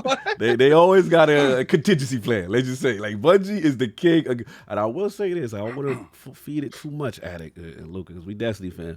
But the word on the street is, since a certain acquisition, the quality, I don't know if y'all buying into that. It's too early to buy into that foolishness. Because people coming at me like, "Cog, what's up? I thought you said the bag was dropped, and how come there's bugs all over the place?" And I'm like, I don't know what's going on. I think people are just fatigued with the seasonal content model. It's kind of like new season, new activity with variations there. It's either 3-player, 4-player, or a 6-player. I don't know about the 4-player. It's either 3-player or 6-player activities, you know, and people are just getting sick of like doing that. And I think oh dear, I don't even remember the last time I finished a season pass naturally for Destiny 2. I actually took a break and I went and I played other games this year. You see how productive you are when you play other games? You know, it's been pretty productive. I did like 15 games this year. So in comparison to like the Nun like, in the last few years, because I was a Destiny addict. Nothing. No achievements, no nothing. Yeah. But you got sick and tired of doing the same thing over and over again, right? You moved on, right? Yeah, so it's just, I think people are just tired of the seasonal model, but I do think that a lot of people are going to come back for Lightfall, because I'll be back for Lightfall, and I'll be that campaign. We're waiting for that. What it is, I think all three of y'all are at this point, Addict, Luca, you know, King. I think y'all expansion people. You need the big, meaty content, huge stuff to do, true transitional stuff, as opposed to the seasonal model. Maybe that's just wearing on you. No, my thing is, I get on every day and it's college. I feel you. You got to do your homework. You got to do your paper. You got to same mission over and over again. And then there's no guarantee in this mission. Oh, if you get this, you're gonna get this. No, it's luck of the draw. And no, listen, I got other stuff to play. Like Lucas said, I feel that. Last time we played was probably together. Oh damn! It's been quite some time. That's serious. Like, see y'all Lightfall. Well, I mean, the thing of it is, that wasn't me though. Like I used to just play Destiny. Like I would play the rinky-dink expansions. You know what I'm saying? I would get through all of them. I'd get to 100+. You know, but it's just fatigue. I'm just tired. I'm just tired of Destiny right now. Yeah, you need a break. You need a break from that. Respect. You know. No It's doubt. just when it comes to me and Destiny, I'm excited for this new expansion because it's going to actually introduce a new area. I just tired of fighting the same people. That's where I'm at. Like I want new ads. Get them ads up. Started doing the same trolls. Yo, don't do that. I'm Moving not gonna on. stop. I'm gonna keep Messy, going. messy. Lord Metroid 2 super chat. Zelda Street Fighter 6 Silk Song for him. That's his 2023 Zelda Street Fighter 6 strong Silk Song. Oh yeah. Zelda. I get a chance to turn my Switch on. Hello. Messy. Hello. Here we go. And then we 15 got frames per second. We outside though. Sir X-Man $2 super chat. The one thing that makes Starfield perfect is co-op. That's a big ass. Something different. That's different. They do that over here. Call Weed $5 super chat. They all do follow the same template. God of War climbing and animations look just like Horizon Forbidden West. They make good games, but they really need some variety. They need to put co-op in it. Couldn't it be great if somebody could be Atreus and not just watch you? Wouldn't it be fantastic if somebody can control something in Horizon? Wouldn't it be fantastic if they weren't held back by the last generation? Wouldn't it be great if they was actually great? Wouldn't it be great if you washed your eyes and realized it's been over a long time ago? Oh my Lord. Here we I go. do. I'm not agreeing with King on the co-op thing. I'm definitely not there. But I do feel like God of War showed, because I've seen as good as God of War was, Ragnarok was an amazing game. I am seeing the fatigue a little bit on that Sony template. So, you know, I think they can get away with it for a couple games, but I do see it. You know, some people are starting to, you know, say, you know, we don't want drastic change. We do want you to change it up a little bit, because there was someone that made a video that was comparing all the past like 5 years of Sony games, and it's like they all had like a person that tagged along with you. Speak. You see my sis, Erica making what did she call? She said the Sony formula. help or something like that. Yeah, I said, sis, you sure? I DM'd. I said, sis, you sure you want that? The street, you want this level of smoke? You sure? She's like, I'm for it. I was like, I'm gonna tell the truth how I feel. I said, all right, I respect you. I was just trying to save your timeline from what's about to happen. No, don't save her timeline. It's entertainment. I was good. I gotta salute Erica. Lady Erica's gotta get on it. I haven't talked to her in a minute too. No doubt. Shout out to the man without fear member for 10 months. Great show this week, Lords. Always good to see my man K Asante on the panel. King, feel better soon, brother. No doubt. Thank you so much. I think we are caught up. Nope, missed one. Oh man, I wish Saul was here to say it, because he said it funny. Mandingo McDickens. $10 super chat. To be clear, Sony is aware that there will be a number of people that will lose their job if this deal doesn't happen. What makes Sony believe that Activision will deal with them if the deal is nixed? Ooh, that's Activision exactly will what I was deal saying. with them, but they don't care. You know, okay. They're still gonna if the deal doesn't go through, it's not like they're gonna pull it off of PlayStation. Like they're still gonna sell it on PlayStation. I'm just curious if they'll be willing to work with them on exclusivities and stuff, because it's like especially like the people making the decisions. It's like, yo, you cost me a huge paycheck, and the human element of people in those bad conditions, right? That were hoping, because of the scandals and everything that's going on in the room, you know, in the building. That's exactly what I was saying. Yeah, so there's a human element to this, and I do agree. It sounds like it sounds like basically what the by the nature of the way they're handling the relationship and the situation, Sony is inadvertently turning Activision Blizzard into Square but for Xbox. You know what I'm saying? We'll talk with them. The bag is the bag, but you know the blood may be a little bad at this point. What if you'll this start seeing some exclusives? Go ahead, what if the deal don't go through, right? Okay. And the deal comes up with them for Call of Duty, and they said, "Nah, we just gonna give it to Microsoft." Nah, I don't think. We just gonna give it to them. We just gonna go over there. They're gonna drop the bag, and you're not gonna get it. Remember that stuff that you said? Remember what you said? Like, God bless. But we was doing good. God bless. Get up out of my office, B. God bless. You gonna leave all that money on the table? You know, it'd be funny if Nintendo. They was gonna put it on Nintendo anyway. They sell better. It'd be funny if they get like scenarios where like timed exclusive content and stuff, or just full blown exclusive content for Xbox when it comes to like DLC and stuff. Doing that, and then Sony hears about it when it goes on Twitter, like when it actually announced, and they call them like, "What happens? Like, what happened to that money I was supposed to get?" Like, messy. Look, let's see what happens. That's awesome. Chat final time. This will be quick. We get everyone out of here, and yeah, this is me, Team Ninja. Responds. Looks like there was a post initially, in reference to, I guess, G-Con, I can't pronounce it, IGC, that weekend, where Teams Ninjas, I can't pronounce his name, Fumihiko Yasuda held a presentation. He had a slideshow suggesting reboots of NinjaGaiden and Dead or Alive plans. So there were slideshows literally of this, and then there was a follow-up statement because everybody's like, yo, NinjaGaiden, Dead or Alive potentially coming back. Now, the creative director, Tom Lee, said that despite showing both franchises at this conference under the heading of rebooting popular series, the studio has nothing to announce regarding new entries. Dead or Alive and NinjaGaiden are both long-standing pillar franchises for Team Ninja. These celebrated titles are synonymous with our studio history and reputation. It goes without saying, without speaking about the development of our past and future projects, both of these important titles cannot be left without mention. However, there are no details or information to share with either of these franchises at the present time. So there's a current little frenzy going on. I'm just going to speak because this is my topic. It's interesting because obviously these two are very near and dear to me. You know what I'm saying? NinjaGaiden, with the original Xbox, kind of Dark Souls like my kind of first introduction to like really difficult game content, stylish, all that.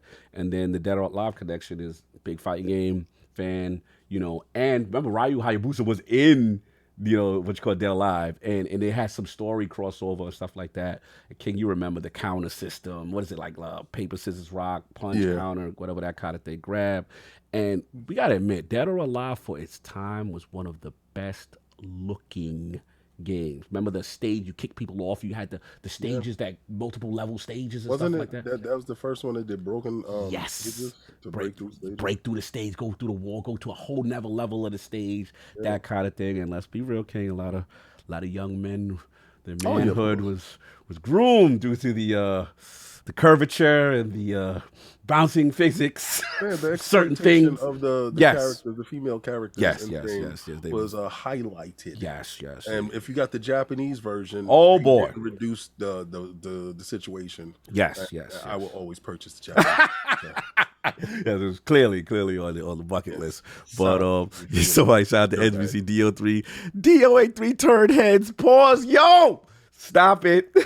Relax yourself, gentlemen. But yes, I just want to talk about it. So obviously they made the statement, nothing announced this time, but are y'all buying this? I'm gonna start. I Where you at? actually have to go. Oh no, go. Do your thing, sis. I know. But I'm not getting that. I've not played I've not played any of the games in that franchise or series. So, but yeah, thank you so much for having me. I do appreciate you having me on. Love. I'm finally, as you can see, finally on camera. You guys can see me now. That's what I'm talking. Why are you holding back all this greatness? That's what I'm talking about. Nah, she don't want the stalkers. I get that. I get that. Oh God, now her Twitter about to explode. She about to be lit, like, super what? lit down. But tell the people before you go, tell the people where they can find you with the Scum Cats. Put it out. Yeah, you guys can find me on Twitter at the Ash and Luca. I also have a channel where I hold a podcast every Saturday at 6 p.m. Central Time, 7 Eastern, called Scumcast. We cover gaming in the first half, and then we'll cover other topics like social. Yeah, when you gonna have me back on? The last time I was You're there, welcome anytime. You killed me the last time I was there. You're welcome anytime. Oh, okay. No problem. I hit Just you in let the me. Everyone is welcome anytime. You just gotta hit me up. No doubt for that in the chat. Go check her out. The lady Luca, the Ashen one. Salute, says always good to talk. It's been a minute. I was like, I ain't talked to Luca in a minute. Let's get her in the realm. Salute, says enjoy your day. You already know. Just don't relax with that Chicago pizza because you know how you get. Okay, listen. I don't need to hear this slander before I go. Beef later. We'll beef later. All right. Okay. Bye, guys. All right. Bye. Peace. Salute to the Luca, no doubt. Let's get this final topic. So, Kate, it's on you, man. With NinjaGaiden and DOA, are you buying it? Oh, the whole back and forth about there's nothing to report. That stuff, just throw that stuff away. Exactly. We're excited. let us be excited. Even if you ain't got nothing to necessarily announce right now, that is that those two are franchises that like it is like, and I'm on my square. Let's go. Much like Jet Set Radio and Jet Set Future. It has been far too long since we saw these two franchises come back. I too, I worship at the altar of Team Ninja when it came to that time. Yes, I know that the FromSoft way has taken over the nation, but I am one that says that Team Ninja was there before any of that was hot.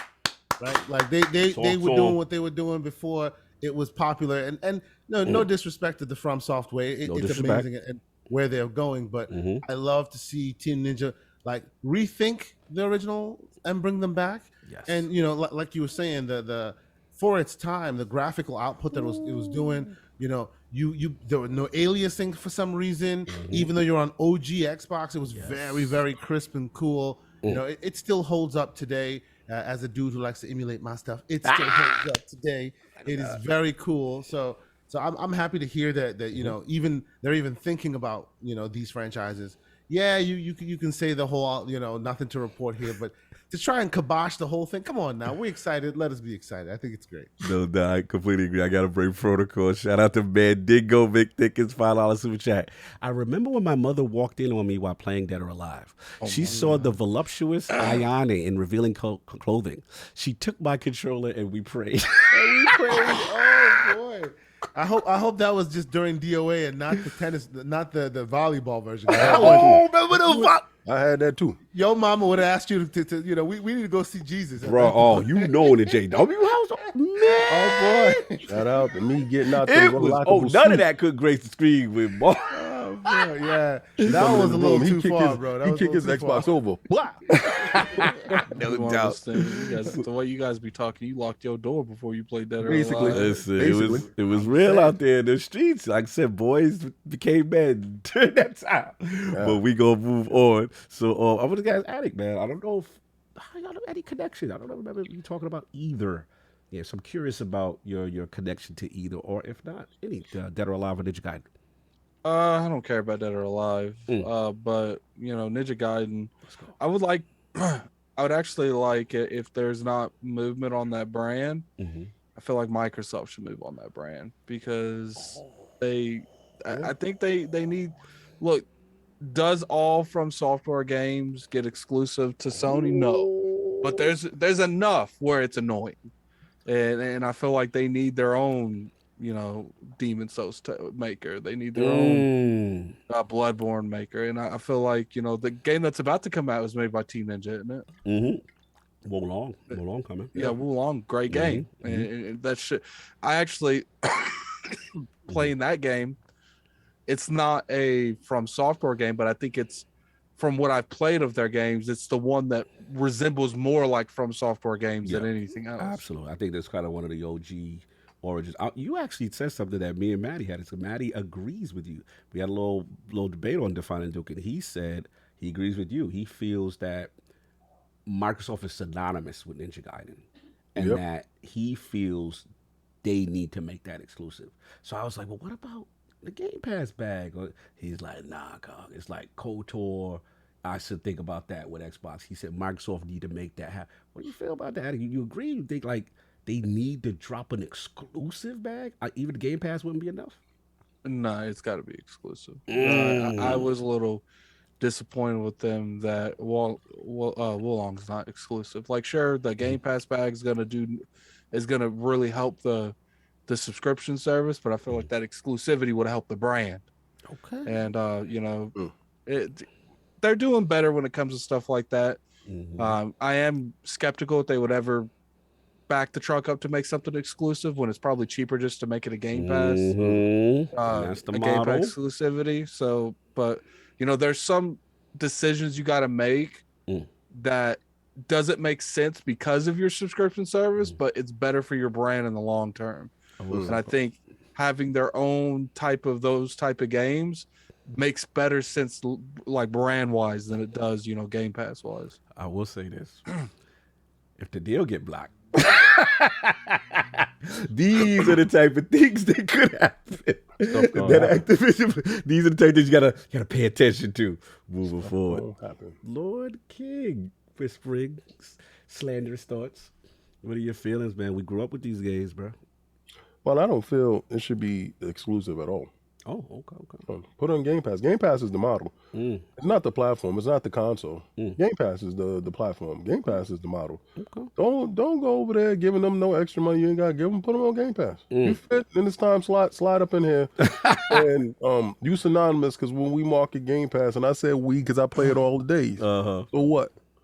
And you're going to see it over there and you're going to be like, you got to make a pimp decision. Okay. I want to go pay $70.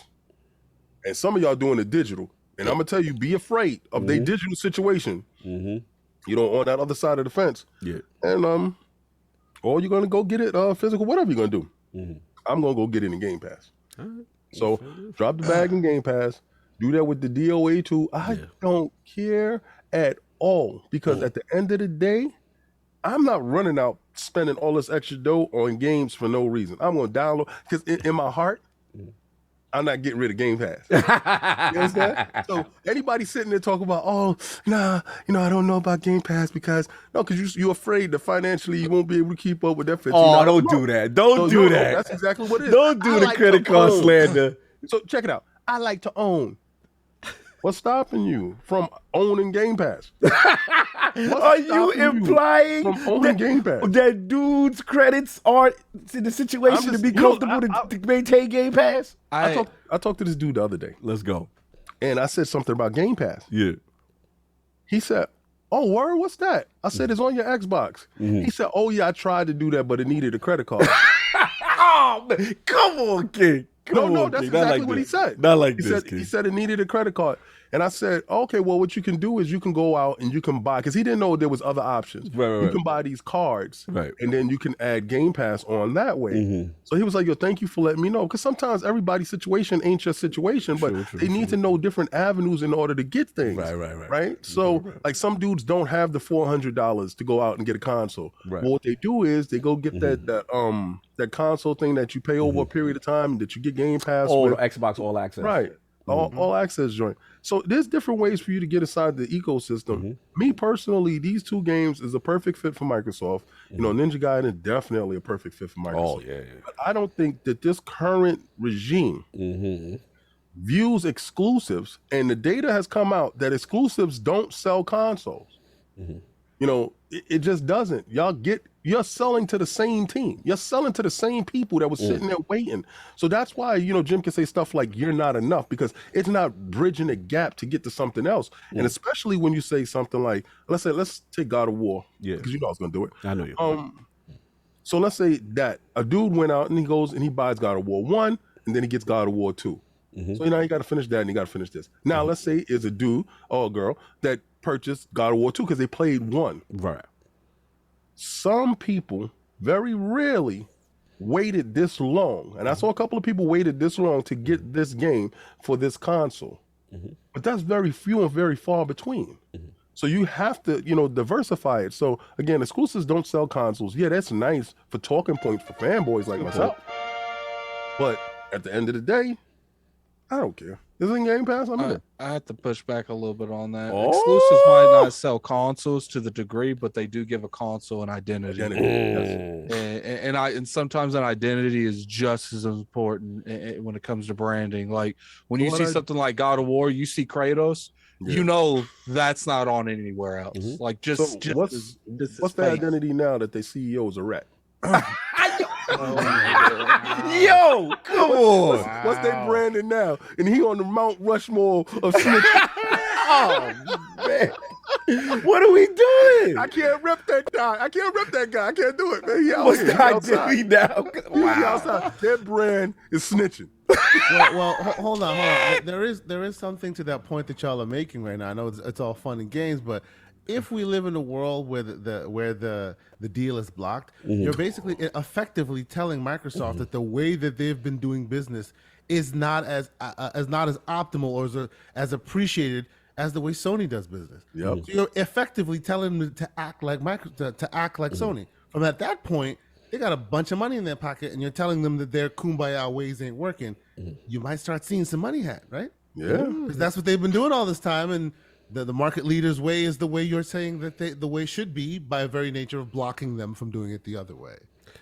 Yeah. It should be interesting. It is interesting. I mean, both of y'all make good points. I get it. You know, look, am I gonna be mad if it was exclusive? No, you know what I'm saying. But at the end of the day, I do kind of lean with King in the sense that I do think it's just not the model for them at this time.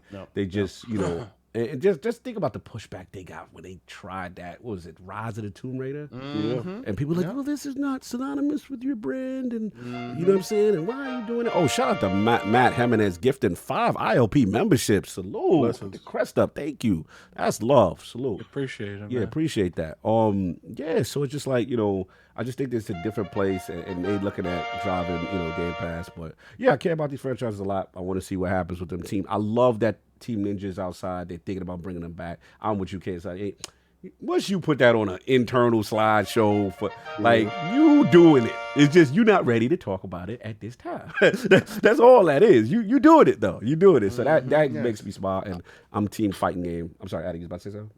I said I think that that does make sense to a point. And they've been working on Game Pass for a while, but I feel like if they were completely against exclusivity and just Game Pass, they would have put Starfield on both platforms. I do think that they are still in the business of making exclusive titles.